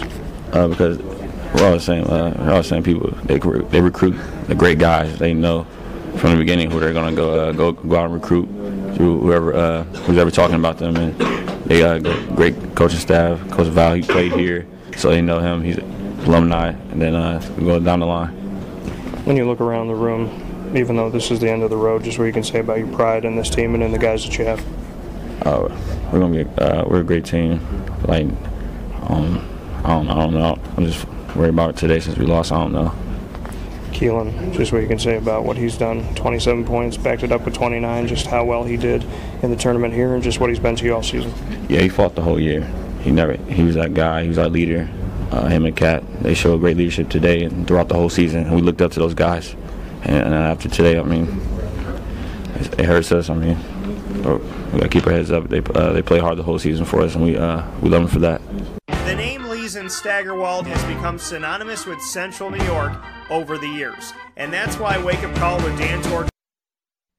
That coming once again from Henry Baddley of the Butler Bulldogs. Henry Baddley of Butler and the team unfortunately did not get to do what they wanted to do, which was obviously to move on to the Sweet 16 and have another crack at an opportunity of getting back to a national championship game, which they've gotten to in back-to-back years they had done not too long ago, went to back-to-back championship games inside of the NCAA Division I men's basketball tournament. So big shout out to them for the work that they put forward with that. And now it is time to get into Syracuse and speak on this Syracuse game and to speak with the Syracuse players. I had the opportunity to be in the locker room of celebration with Syracuse in Detroit and have the opportunity of speaking with these gentlemen about this team, about the game, about moving forward, and so much more. And so I am more than happy to share with you what they had to say to me about all of that. Before we go there, though, I want to get back into the game for those of you that might have missed it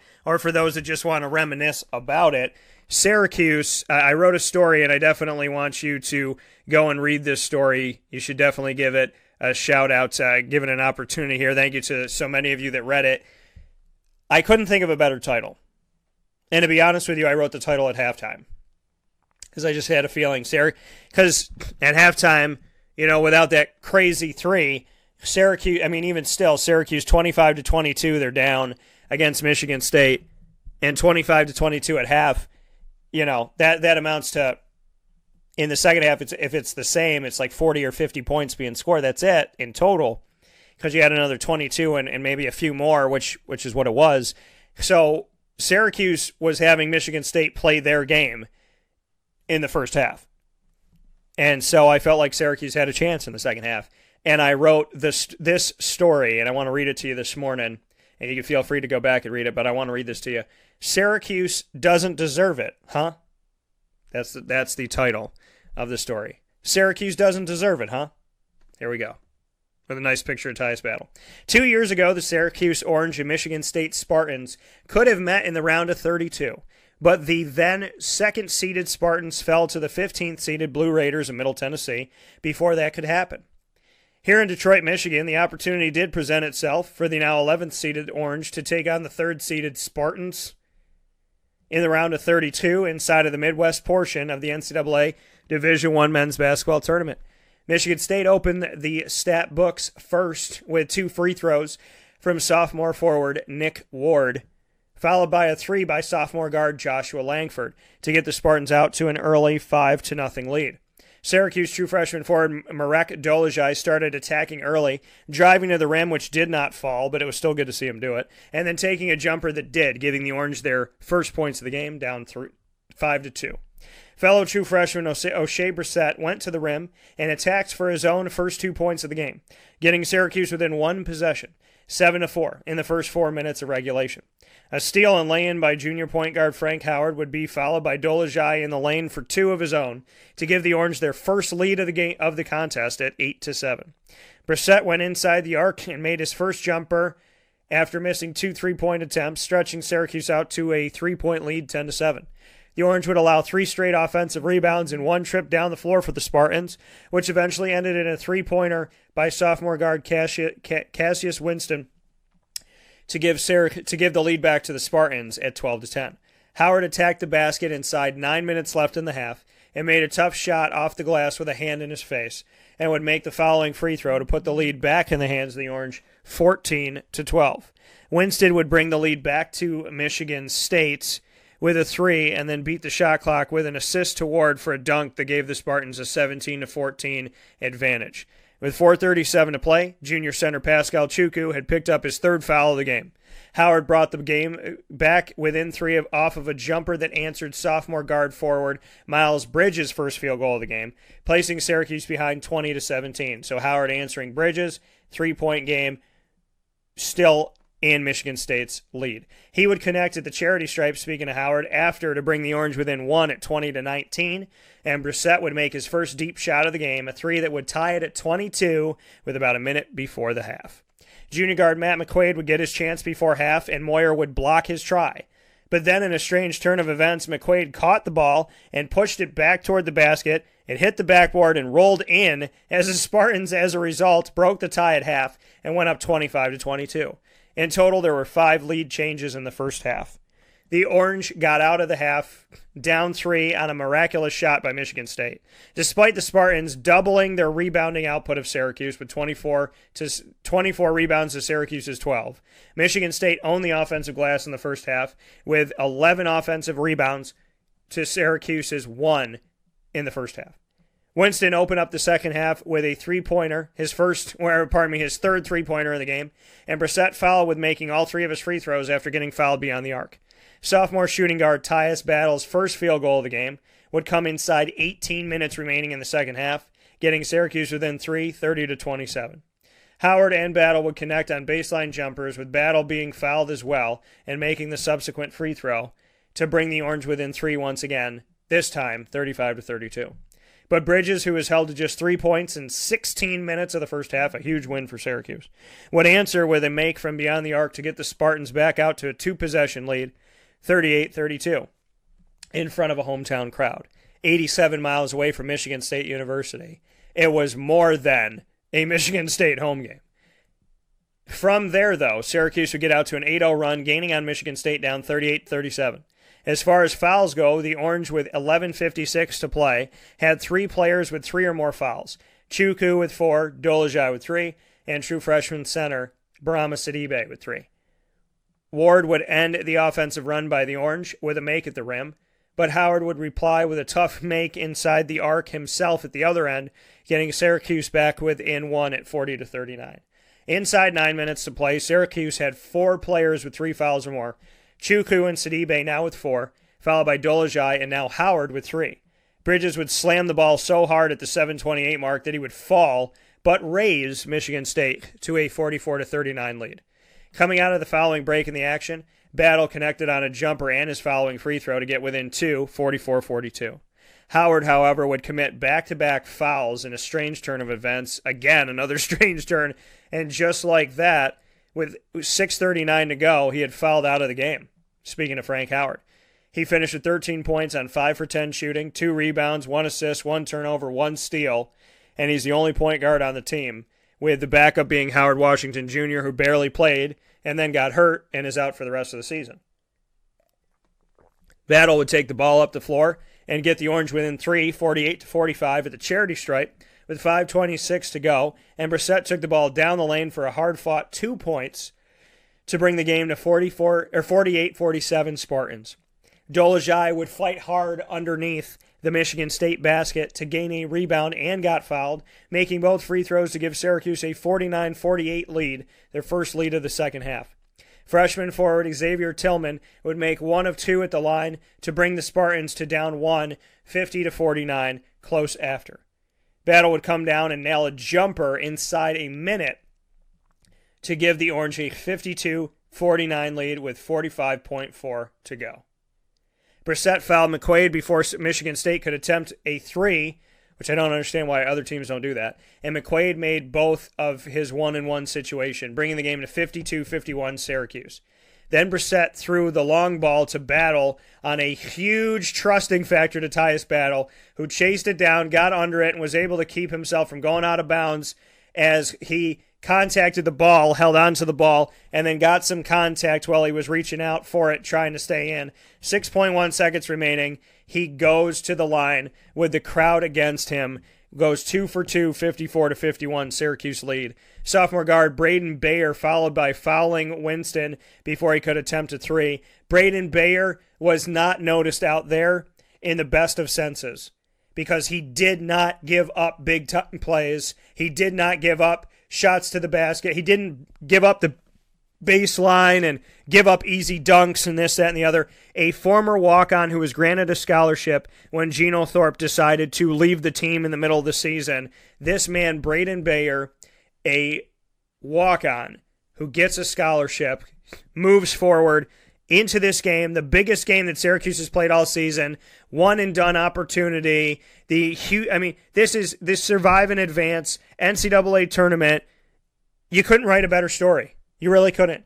A walk-on, given a scholarship, goes out in this game when the point guard goes out for Syracuse and the Orange don't have a deep bench, and Braden Bayer does not do anything to make you notice him in the game in the sense of giving up any big-time plays. He didn't look like a walk-on. He didn't look like somebody who hasn't been playing all season. He went out there and did what he needed to do, and he made the smart foul on Winston before Winston could attempt a three. And Winston would make both of his free throws, 54-53 Orange with 3.7 seconds to go. Syracuse just got the ball in before a 5-second violation, and Tillman fouled Chukwu, fouling out of the game and putting Chukwu on the line with 2.4 seconds on the game clock. Chukwu, being 7'2", most people expect him to miss his free throws. He's done anything but that, especially late in games lately. He went 1 for 2 at the line to raise the Orange to a 55-53 advantage. A last-second heave by the Spartans would not fall as the Orange improved to 23-13 on the season and have gained their place in the Sweet 16. Even more impressive is that Syracuse won this game having to play the last 6 minutes and change without their point guard. And we look at what Syracuse did down the stretch without Frank Howard. Tyus Battle would lead the way for the Orange after being very quiet in the first half. He'd end the game with 17. Brissett would have 15 after starting off with an off-shooting night. Howard would have 13. Winston led all Spartan scorers with 15, followed by Bridges with 11 and Ward with 10. But Syracuse didn't deserve to even be in the NCAA tournament. Isn't that what people were saying? The pundits, the talking heads, the quote-unquote gurus of basketball? Huh. Interesting. Keep talking, though. The Orange seem to like that. They just let it roll off their shoulders as they keep rolling in the tournament. Rolling all the way to the Sweet 16 matchup that they have coming up with the Duke Blue Devils, set for Omaha, Nebraska. And that game inside of the Sweet 16, set for Omaha, Nebraska, will be happening, folks, coming up this Friday, March 23rd, 9:37 p.m. Eastern Time. Are you not ready for this? We'll take a step aside. They didn't deserve to make it, huh?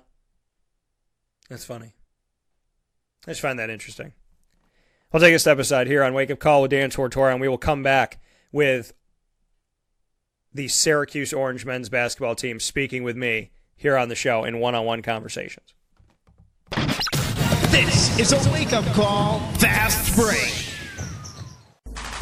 The Wildcat Sports Pub in Camillus, New York is located on 3680 Milton Avenue in the Home Depot Plaza. It is your family-friendly sports bar and restaurant. Folks, some sports bars aren't family-friendly. Some family-friendly restaurants are not sports bars. The Wildcat Sports Pub in Camillus, New York is proud to be both. It is that marriage that you've been looking for years. The Wildcat Sports Pub is your home base for your sports bar and restaurant needs, games for the kids, indoor and outdoor activities, and enough things on the menu to come back every single week and get to try something new. They're open Sundays from noon to 8 p.m., Monday through Wednesday 11 a.m. to 11 p.m., and Thursday through Saturday from 11 a.m. to midnight. For reservations and party information, call 315-487-2222 for the Wildcat family-friendly sports pub and restaurant.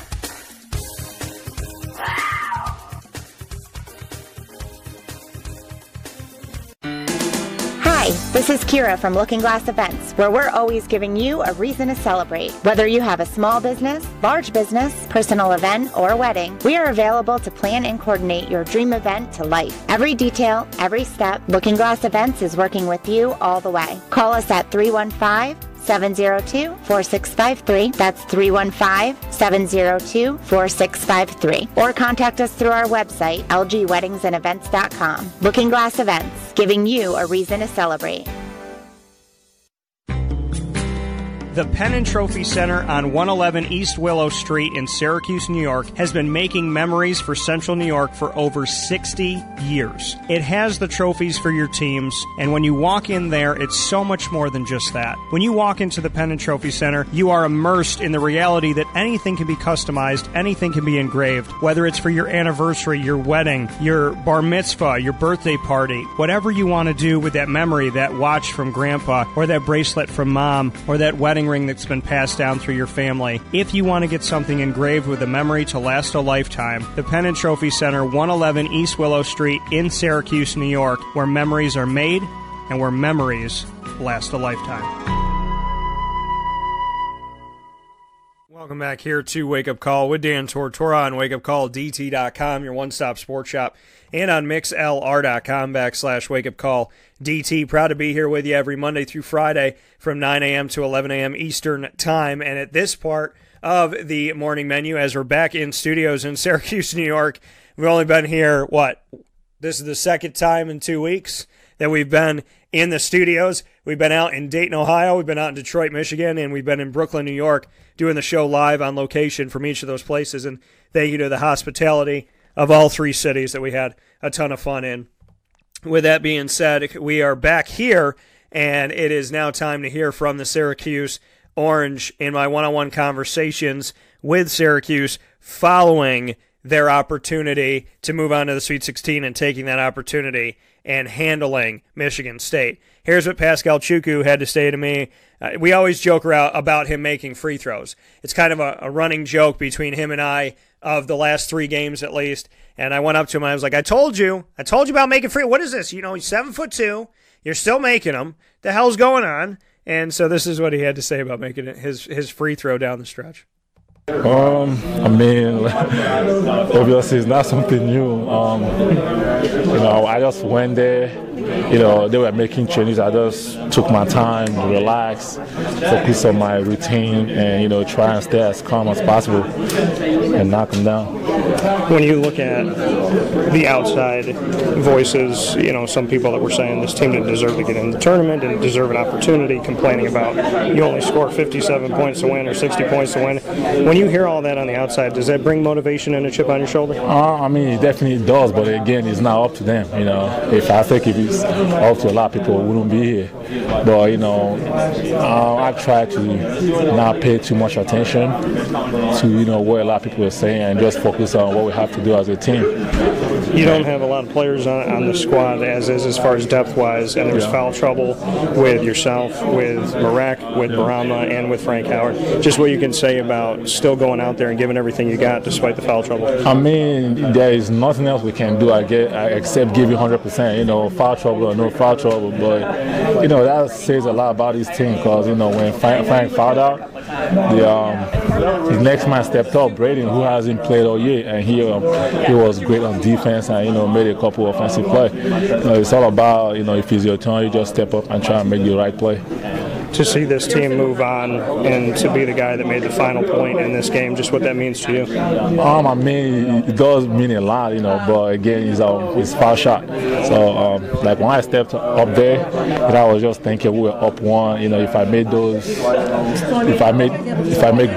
we gotta be up 3. But I mean, I made the first one just to sell it, but like the second one, I didn't really care much about because I saw like they didn't have much time. I didn't want to give them like time to set up and stuff like that. So like I didn't try to miss it. I didn't try to make it either. I just shot it. Just if it goes in, it goes in. But that's just my mindset towards that second one. But to make the last shot, I mean, I think make it or miss it, I think we'll have gotten the win anyway. This team this season, out of all 7 of you guys that play, there's only one guy that had any experience of the NCAA tournament, and that's Frank Howard. Yeah. Just what you can say about how 6 out of 7 of you guys have never experienced this before, yet you're playing like you have. I mean, it's basketball, like, whatever the title is, a lot of us have been playing basketball for a while. So, we just go out there, just see as another game, and that's what we've been doing. The coach always tells us, it's just another game, another opponent, just go out there and play and do what you've been doing all year. That's something we've been doing all year, so we just go out there, no matter who we play, we just try to play. As far as Frank Howard going out with 6:16 remaining, just what you can say about if you guys felt like you corralled together even more so to fight for him? I mean, definitely I wasn't out there. I really wanted to be, but, when guys were playing, you can feel that, that everybody was going even 110% just because, because if we lose one person, that doesn't mean our team is going to crumble. Other guys are going to step up in his place and make plays, and that's what we really try to prove. He fouled out and went out, but, the next man stepped up and, filled the role. That coming from Paschal Chukwu once again in our one-on-one conversation following the team's win in the round of 32 to get to the Sweet 16 over Michigan State. Next up is fellow center Bourama Sidibe on the team fouls. The team being in foul trouble, but staying physical, staying active, especially for him. He had 4 fouls in the game and continued to stay physical. This is what he had to say about that. I really don't care if I get a foul trouble. I know there were like a couple fouls, I really didn't do anything, but the ref called it, so I gotta think it's a foul. But whenever I get a foul trouble, I keep playing, and that's how I was teaching in high school. When you get a foul trouble, don't try to block the shot anymore. Just keep your hands up. So you're a true freshman, yet you don't play that way. As far as getting under the basket in these big time games, just what you can say about being comfortable on this team and going after everything. I mean, I really don't mind. I'm very comfortable whenever I get the ball under the knee or whenever I get it. But I usually looking for them when they drive and when they dump into me. I'm gonna do what I can. And they were tough down low, but I have to deal with it. So playing the last 6 minutes and 16 seconds without Frank Howard, just what it means for you guys to come together and win it for him as well. It kind of motivates me if you see one of your best players and the captain going down like that, getting foul trouble. So it kind of motivates me to play hard. Whenever I have to give it up. So. As far as just what you can say about you and Paschal underneath, just how you guys have grown as players and as centers on this team. I think me and Paschal, we're doing a great job. We know we don't get a lot of touches of the ball because we have a lot of guards. They shooters and they shoot everything. So we just play defense sometimes and try to looking for offensive ball and get some putback in. Some people said that you guys didn't deserve to be here. You guys didn't care. Just what you can say about that. People can say whatever they want. Now what matters? We didn't deserve to be here, but now we're 3-0, so we keep playing. People can talk as long as they want. That coming once again from Bourama Sidibe of the Syracuse Orange in our one-on-one conversations that I had with the team in the locker room as the team is moving on to the Sweet 16. And up next is Marek Dolezaj about attacking more and more and feeling more comfortable on the offensive side of the ball. I feel more comfortable. Last 8 games after Boston College. I know I can make shots. Teammates try to find me to open shot, and I'm trying to make the basket. Just what you can say about when Frank goes out of the game, he's your point guard, 6:16 left in the game. Just if you feel like the team came together even more so after that. We tried to stop them in the defense. We're so close. We tried to run. and Braden played unbelievable in defense. He tried to rebound. He played really good. Just what you can say about Braden. He was a walk-on player that was granted a scholarship, and obviously he had to come in when Frank went out. I don't know. He played really good today, and he always fighting in the practice. He always doing this job, and he played really good today. This is your first experience of the NCAA tournament, and you're going to the Sweet 16. Just what you could say about your emotions right now and how excited you are to move forward. I'm so happy we're going to Sweet 16, and I hope we will be there a long time. And then as far as on this team, nobody had experience of the tournament except for Frank Howard. Just what that means to you that 6 out of 7 of you guys that play have never even been in the tournament before. We're a young team, but we try and fight 40 minutes every game, and our defense is really good. Some people thought that you didn't deserve a shot to even get in the tournament. Does it feel good, not only to win, but to win knowing that there was that being said? We feel really good. Like they didn't trust me. People didn't trust us. Our Hughes fans didn't trust us. But we are so proud of what we're doing, and we're going for it. That comment once again from Marek Dolezaj of the Syracuse Orange in our one-on-one conversations. You're listening to Wake Up Call with Dan Tortora on wakeupcalldt.com, your one-stop sports shop, and on mixlr.com/wakeupcalldt, the live feed, every Monday through Friday from 9 a.m. to 11 a.m. Eastern Time, typically. And with the NCAA Tournament, we've had to change the schedule a little bit due to travel and whatnot, and we've been able to do live shows from Detroit, Michigan, as well as Dayton, Ohio, and we'll be live from Omaha, Nebraska, God willing, coming up later on this week. Moving on here, my conversations with the Syracuse Orange, we go to Frank Howard. I had a quick opportunity to speak with him before we rolled out of the they give us a set amount of time in the locker room. So right before that time was up, had an opportunity to go over to Frank about what he had to say to me a game before. In the round of 64 when they had defeated TCU, he told me, he said, I get a feeling when this team is in the tournament. I asked him about that feeling after they won over Michigan State. Yeah, I mean, when the pressure's up, I'm gonna take these guys every time. We're not afraid of the moment. We're gonna attack the moment. We're gonna attack the other team, and we're gonna be aggressive. This team has fought all year, with, against the odds. 6, 7 dudes, not having any subs, and just fighting through tough games. I'm confident in these guys, and this is special. After that quick hit of Frank Howard, my conversation with Frank coming out of the Michigan State game, it is now time to get into my one-on-one conversation with Oshae Brissett. Said that when we look at this time, and with Oshae and the fact that they said that they don't deserve to be in. On the outside looking in, they said Syracuse does not deserve to be in this thing. The talking heads, the quote-unquote gurus of basketball, just what he could say to that as the team continues to move on. Amazing, especially making it this far, doing what we could do to get those wins. Everyone in the locker room is really happy, especially because a lot of people thought we should be in the NIT. When you see what this team has been able to do, have you ever experienced anything like this before at any level, in your opinion? No. There's always, on every team, there's those guys that don't want to win, guys that just give up. But I feel like on this team, everyone does what they can, to get those wins. And that showed today. Brandon coming off the bench, a guy who hasn't played in a lot of games, that didn't play at all today, and diving on the floor like that, making great hustle plays. It just shows how ready everybody is. You said big things about Braden Bay earlier on in the season, and just what you could say about when he needed to step up when Frank went out, and people obviously probably expected you to falter a little bit. You didn't. No, not at all. He's a great player. We play with him every day. We know what he's capable of, and we know that he's a guy that wants to win, and he loves the game. game. So whatever he was able to do, he came in and did that. Frank going out with 6:16 left, just what you can say as an additive kind of push for you to win for him as well. We knew how well he played all day, and we didn't want to let one of our main guys leave here without a win. If he wasn't in the game to help us out, he was there cheering us on. So we know we had to go a little extra hard. The game was for him. Lastly, for me, just the frustrating defense that you guys cause and what you create with that, with keeping the team in the 50s. That's your game. Yeah.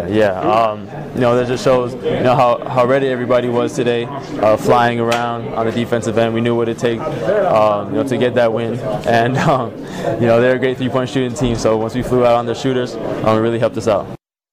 That coming once again from Oshae Brissett of the Syracuse Orange, a true freshman that has not played like a true freshman all season long, continues to help the team, and like I said, was the second leading scorer on the Syracuse Orange in this game. A huge big-time win over Michigan State as they move on to the Sweet 16. Coming up next is Matthew Moyer. My conversation with Matthew, even though there was negativity out there, the team stayed the course and continued to believe in themselves. This is what Matt had to say about that. It's crazy. This is the craziest feeling I've ever felt in my life. It's unbelievable. The opportunity to go to the Sweet 16 when people, had us out, the last team in. When we lost to North Carolina, they were like, "Oh, there's no way. They're NIT. They suck." Blah blah blah. Our own fans. So just you had the opportunity to come out here and play the Sweet 16 stuff you've dreamed about. It's crazy. The shot before the half, you get over and you block McQuaid. Somehow he catches it and throws it back up there, and it goes off the backboard. Is that one of the craziest shots you've ever experienced before? I was really confused. I was like, "Are you serious?" I was like, "What?" I blocked it, and I thought it went out of bounds, so I turned looking like, "Where's the ball at?" And he ended up catching it and throwing it. I'm like, "Oh my gosh!" And then in the second half, Miles Bridges banks a three. Honestly, we could have won by more. The way I saw the game, the way the game was going, we were playing great defense, and Duke better be ready. And just speak on, frustrating other teams, because the games when they're down in the 50s or in 40s or whatever it may be, that's your game to play, and that's obviously how this team wants to go. Oh, yeah. Just what you could say about being a frustrating defense and keeping a team in that 50 area. It's crazy. They can score the ball in many ways. They can shoot. They have inside presence, and to keep their shooting percentage low, it's a testament to our defense. Frank Howard goes out with 6:16 left in the game. Just what you can say about the team kind of corralling together, including Braden Bayer, and finding a way to win. Did you feel like there was, kind of an additive want and desire to win, knowing that one of your guys was out of the game? Oh, we knew we were going to win. Braden's practice. He's been ready for this moment since the first day of the season. He's worked his butt off over the summer, and he's ready for this moment. He was ready for this moment. When you look at this team and you look at the fact that, there isn't a deep bench and there's things going on the outside with the NCAA, with scholarships and whatnot in the first place, to make it as far as this team has made it, how impressed have you been of the guys in the locker room with you? Just what you could say about this run, and just, I know you said it was the craziest feeling you've ever felt. This group of guys is a special group of guys that, our fans are going to remember forever. This is just, like I said, like you just said that I said, it's crazy. This feeling's crazy, and the leaders we have in this locker room, the leadership down to Braden, who hasn't played much all season and is ready for this moment, and down to the last walk on. It doesn't matter. We're all one knit group, and it shows. This win shows. You said Duke better be ready. You played them before. Just what you can say about playing them again? We're gonna be much more ready this time. Last time, we didn't get really many good looks. It's just not really a game that went in our favor. It was in Cameron. I think it's gonna be really good game. That coming from Matt Moyer, saying that Duke better be ready when they face Syracuse in the Sweet 16. And finally, before we take our final step aside and get into ingredients to success on that Duke game, here is Tyus Battle, starting the conversation off on something that my wife brought up and that I've been seeing this season, is him wearing those banana shoes. Everybody wearing shoes that, you don't really like see on the floor when you're watching the game, and then you see these very vibrant yellow shoes that Tyus Battle's been wearing. He didn't wear them in the game over against Michigan State. Scored 17 points in the game. So I said, are the banana shoes officially retired? This is what he had to say about that. No, they were just, I saw a woman practice the other day, and I saw they were getting a little beat up. And when I was playing with them, I was a little sliding inside of them and stuff like that. So I'm comfortable with these. And they're both Kyrie 3s, so I'm comfortable. You had a quiet first half, and then you just came on in the second half. Just what you could say about kind of putting the team on your shoulders when you needed to and attacking when you needed to. Just in the first half, I wasn't attacking enough, not trying to get to the basket enough. I was selling for too many jump shots. So in the second half, I made it my initiative to just get to the basket, draw some fouls, and get to the foul line. You hit that step-back jump shot. Just what you could say about going into that play, because that was a big part of the clincher for you. Well, I knew once Frank got fouled out, the whole team was going to be hanging in paint. They knew I was going to shoot the ball. But usually I know I can beat the first defender. So once I beat him, got him off balance, tried to step back, didn't try to get too deep, and I was open for a jump shot. Michigan State has arguably the best player in the country, according to a lot of Miles Bridges. You take them down. Just what you can say about going up against a team that a lot of people counted you out with, and up against a player that's noted as one of the best in the country. He's a good player. Rebounds, he's athletic, versatile. But we don't listen to what people say. We expect to win every time we step on the floor, and we're not afraid of anyone. And lastly from me, just what you could say about with Frank going out at 6-16, just what it meant for you as your backcourt mate and in general to get that kind of additive push to win this game for him as well as for all you guys. It was a tough one for us when Frank went out, but I know he has confidence in me bringing the ball up. We switched that role all the time throughout the season and stuff like that. And Brandon did a great job coming in the game, playing great defense, and our guys held it down out there. Thank you. This is a wake-up call fast break.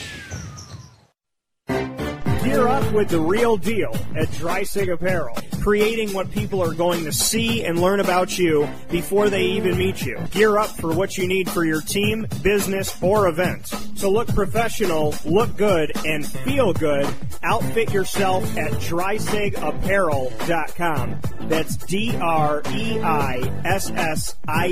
Apparel.com. The only place to gear up with the real deal. What's the universal language of a fan? Clapping your hands. With Fan Hands, the ultimate sports fan accessory, find your team color, slip them on, and start cheering on your favorite team with 11 different colors, always in stock on fanhands.com, where you'll find the ultimate sports fan accessory. Real fans wear Fan Hands. Utica Pizza Company spells family. Your family, my family, their family. The recipes that they have shared with each other throughout the years and have now been so gracious to share them with us. I can sit here and talk with you about all the great things that are on the menu. We'd be here forever. So let me say this. Utica Pizza Company is second to none. And now you can bring it home with you and you can dine in the restaurant. UticaPizzaCompany.com will give you all the information that you need. And let me say, these Utica greens, they're the best. Utica Pizza Company. Call them and place your order at 315-214-3060. That's 315-214-3060. Families break bread at Utica Pizza Company. Welcome back here to Wake Up Call with Dan Tortora on wakeupcalldt.com, your one-stop sports shop, and on mixlr.com/wakeupcalldt. Happy to be here with you every Monday through Friday from 9 a.m. to 11 a.m. Eastern Time. We've had a little bit of a change in the schedule here and there due to the NCAA Tournament, so I thank you for being patient with us and for being able to, and taking the time to listen with us on Sundays and on Saturdays and different times we've been broadcasting the show. So thank you so much for being a part of it and being a part of the Wake Up Call family, as I like to call you all, the Call Crew. So thank you for being a part of the Call Crew, and I appreciate you very much for all that you've done to support the show.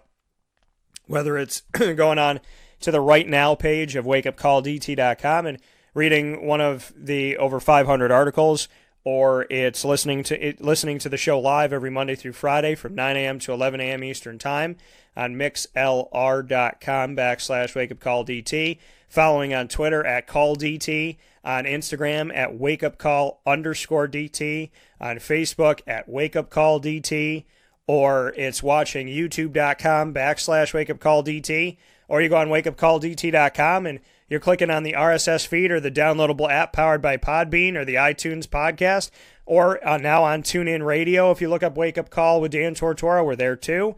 So however you're doing it, and to those of you that do it all, because I know you're out there, I appreciate it so very much, and I thank you so much for all that you do. And speaking of saying thank you, you got to say thank you to a company here in Central New York that has been so wonderful to us, and that is Utica Pizza Company. Ingredients to success for Syracuse when facing Duke in the Sweet 16 being discussed live right now, courtesy of this signature segment from Utica Pizza Company. Utica Pizza Company can be found on 628 South Main Street in North Syracuse, New York, and you can call them for catering as well as carry out and delivery at 315-214-3060. That's 315-214-3060. And, of course, you can go to 628 South Main Street, North Syracuse, New York.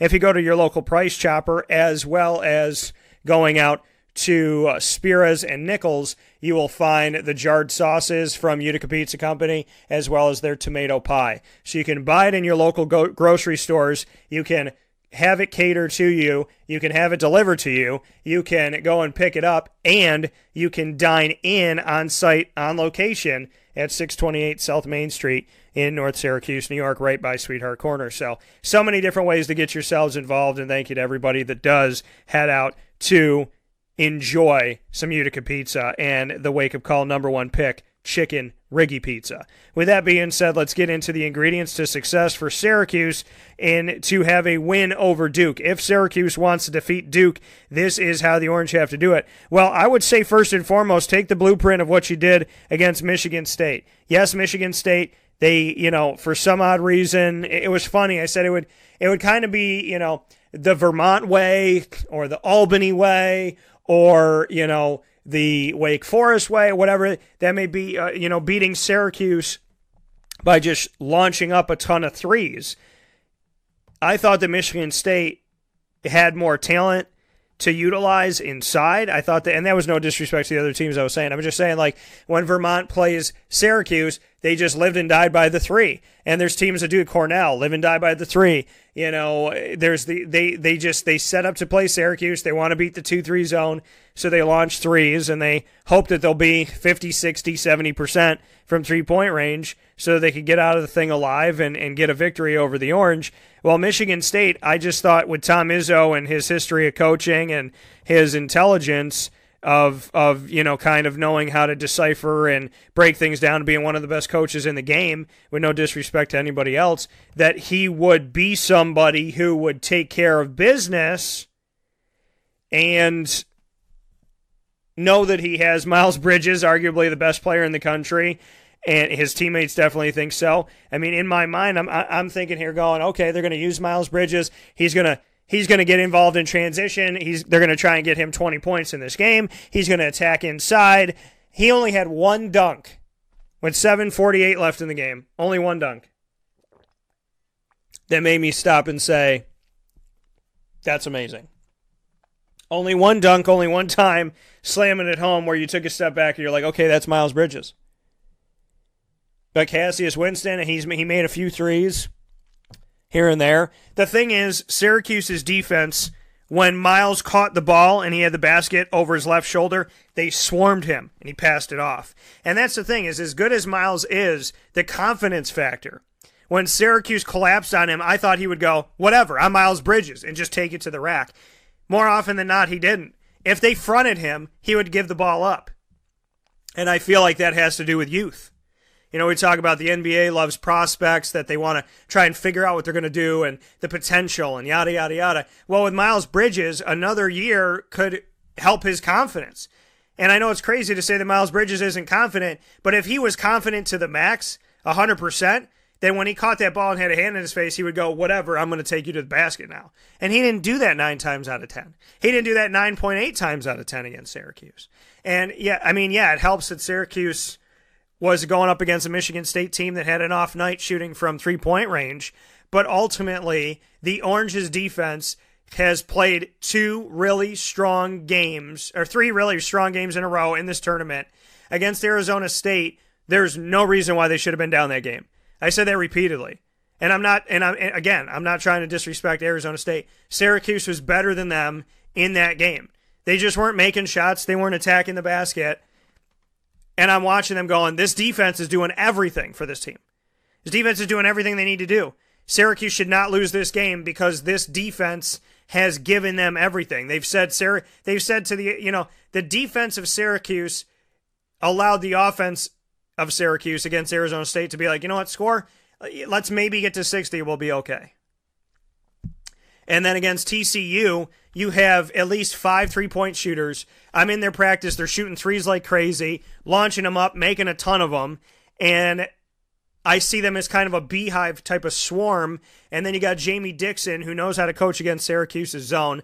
So you got Dixon, who has history and success against Boeheim. You got a bunch of 3-point shooters. You got them practicing their threes. They're hitting their threes, being a swarm. And then all of a sudden, they don't get it done. And Syracuse takes TCU completely out of their game.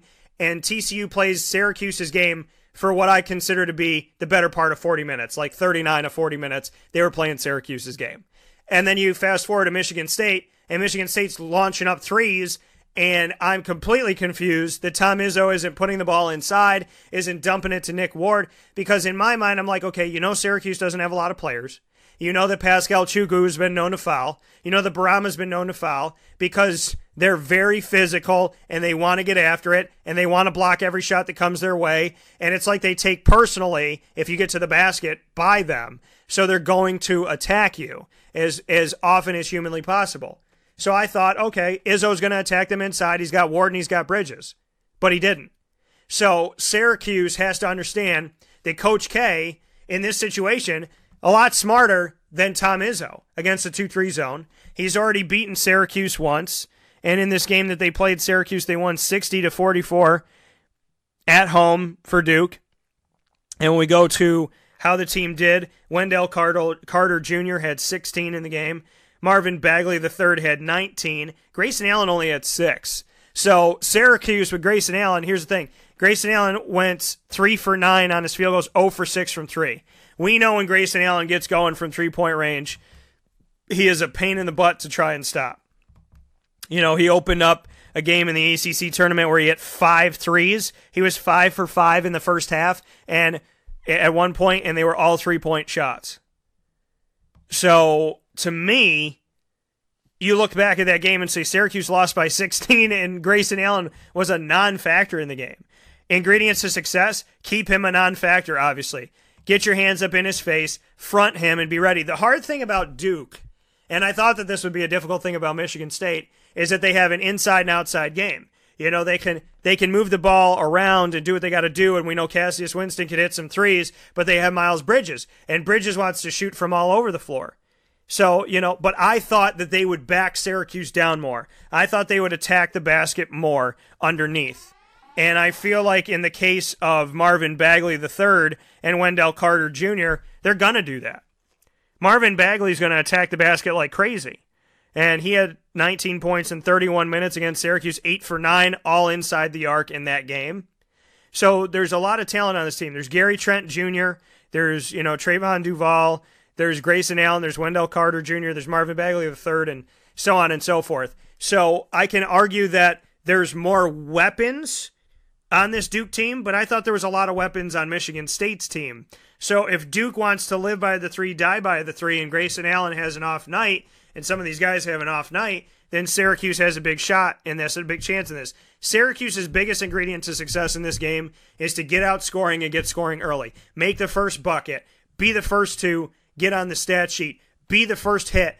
Don't wait. Don't be a react. Constantly go after them. Be the preemptive strike. So Syracuse, win the tip, get down there, and go to the basket. And they need to attack. That's the thing about Syracuse. When they attack, they get fouled a lot. Tyus gets fouled. Oshae gets fouled. Frank gets fouled. Paschal gets fouled. Attack the basket, because one of the biggest things for them against Michigan State is they got Michigan State in foul trouble in the second half, and when you get them in a position where they have 6 fouls, and we're looking at, you got 7, 8, 9 minutes where one more foul and you're shooting the rest of the way, 1-and-1s, and then the double bonus, hopefully. Syracuse needs to get Duke in foul trouble. They need to take advantage of the youngsters of Duke who are going to make some rookie mistakes, because they still do that. Marvin Bagley III, these guys, they make those mistakes that you shouldn't be making when you've been in for a while. So you need to attack them. You need to attack them often. Syracuse cannot live by the 3 and die by the 3. If they're feeling it, go for it. You saw my videos in Detroit. You know Frank can make them, and consecutively. You know Tyus can make them consecutively. You know Oshae, when he misses a couple, and then he goes inside the arc, makes it, and then he goes back outside. That's what you need to do. When it's not dropping, take a break from the 3. If you're a little bit off, then go inside, because the chances are, if you're cold from 3-point range, but you step in the arc, you get inside the arc, there's, your chances are a lot higher that if you're off from 3, stepping in a little bit is going to put that ball in the basket. It's going to boost your confidence. Then you step back out. That's what Oshae did. That's why he doesn't play like a true freshman. That's why I say that all the time, because he has that intelligence that you don't see from all true freshmen. So, obviously Oshae needs to score. Tyus needs to score. Frank needs to score. Obviously, ingredients to success, they have to stay out of foul trouble. Marek Dolezaj has to continue to attack. I think he's a huge X factor in this game. If he attacks, he takes jump shots, he takes a 3 or 2, he goes inside and fights to the basket, he's going to get fouled. Duke is going to get flustered. Duke is going to be confused. And I think that Coach K, having to mark Marek Dolezaj, is going to leave one of those guys, the Frank Howard, the Tyus Battles, the Oshae Brissetts, open, and that's going to make the game really difficult. So I see that as a factor for Syracuse as an ingredient to success. Paschal's got to keep making free throws. Bourama's got to continue to give them some good minutes. Matthew Moyer, as much as, he's not involved offensively, I want to see him grab more rebounds if Syracuse hopes to win this game. He needs to fight for more rebounds, make better decisions with the ball, and that when he's dribbling, at least pump fake, at least make them think you're going to shoot, get them to jump and then jump into him and get fouled. Do that down the stretch when you need it, if the game is close, and just have good eyes. If you're not going to be shooting, then rely on your vision and make good decisions with the ball. And, you look at that. Ingredients to success for Syracuse to beat Duke. Once again, keep playing your heavy defense. Keep running around. These guys played on Wednesday, Friday, and Sunday. Every other day. In a 5-game span, they played 3 times. In a 5-day span, they played 3 times. 5 days, they played 3 times. 3 games in 5 days, and everybody was saying, how can this team that has no depth and has no legs and has no this and has no that, and these guys have to constantly be playing 40 minutes in a game. They're going to be tired. They just beat Michigan State, playing their 3rd game in 5 days. Now, you've given them Monday, Tuesday, Wednesday, Thursday to get ready for this game. 4 days to get ready. That's another ingredient to success, to get them right, get them iced, get them feeling good, get them moving forward, and put them in a better position now that they have a little break. They showed that 3 games in 5 days was no problem for them. Now they got 4 days off to get ready for this game. So that's another ingredient to success, as Syracuse has had time with not having a deep bench. The Matthew Moyer coming up and making a big player too, that's been huge. That's an ingredient to success. Marek, I told you, that's an ingredient. Paschal, that's an ingredient. Bourama, that's an ingredient. Those 4 guys stepping up. Braden Bayer, if he has to come back in, to play defense, to be out there on the floor in the final 6 minutes and change, to be able to be out there, be for the team, and there was no boo about Braden Bayer. I think about officials. I was told by Mike Kitts, if you're a good official, they won't remember your name when you walk out of the building because you didn't do anything egregious that makes them stop and think. Braden Bayer, they might know his name coming out of the building, might be a little bit different in this sense because they know his name coming out because he did a good job. But what he doesn't have is he doesn't have people saying, well, yeah, that walk-on, that's why he's a walk-on. Braden Bayer being a walk-on, getting a scholarship, and then getting out there in the biggest game that Syracuse played all season against arguably one of the best teams Syracuse played all season, to do what he did, play defense the way that he did, he left that game without anybody having to complain a single ounce about him, unless, again, they're ignorant, naive, and they weren't paying attention to the game. I did not have to write down one negative thing about Braden Bayer. I didn't have to say, well, he let this happen, he let that happen, he let him back in the game, he did this, he did that. He did not put himself in a bad position, nor did he put the team in a bad position. Oshae Brissett came to the defense of Braden Bayer during the season and basically said, you need to respect him. And then Braden Bayer came out on the court and said, thanks, Oshae. Now I'm going to prove to you my own self why you need to respect me, on top of what Oshae said, and have Oshae not have to eat his words, but appreciate his words. And he did that. So Braden Bayer, if he has to come out there. This team has been a team, take away their point guard, have no bench, take this, take that, Gino leaves, have a walk-on come in. This story is set up to be a great one for the Orange. You got the ingredients to success, brought to you by Utica Pizza Company. You got phenomenal food brought to you by Utica Pizza Company. And you have an amazing game on its way on Friday, March 23rd from Omaha, Nebraska, around 9:30, a little bit after 9:30 p.m. Eastern Time. This has been Wake Up Call with Dan Tortora. I will be with you tomorrow morning, Wednesday, March 21st, and we will have a phenomenal opportunity to hear from the West Genesee Wildcats girls basketball team and so much more on tomorrow's broadcast. I also have a massive trivia event going on at the All-Star Alley and Tavern in Destin, USA. If you want to come out for that, you can sign up and play in it. It's for charity. It's for a healthier option for the kids that are going to be enjoying their prom at Bishop Ludden. So this is to raise money to create a party that's going to be a drug-free, alcohol-free, safer option for your kids and for the kids out there listening. If you're somebody like me who is never into drugs, not really big on drinking, that just wanted to have a good time and be safe, you could do that. It's not corny. It's not being, a stuck-up. It's not being, the teacher's pet. It's about taking care of yourself and taking care of your life and being in control of your actions.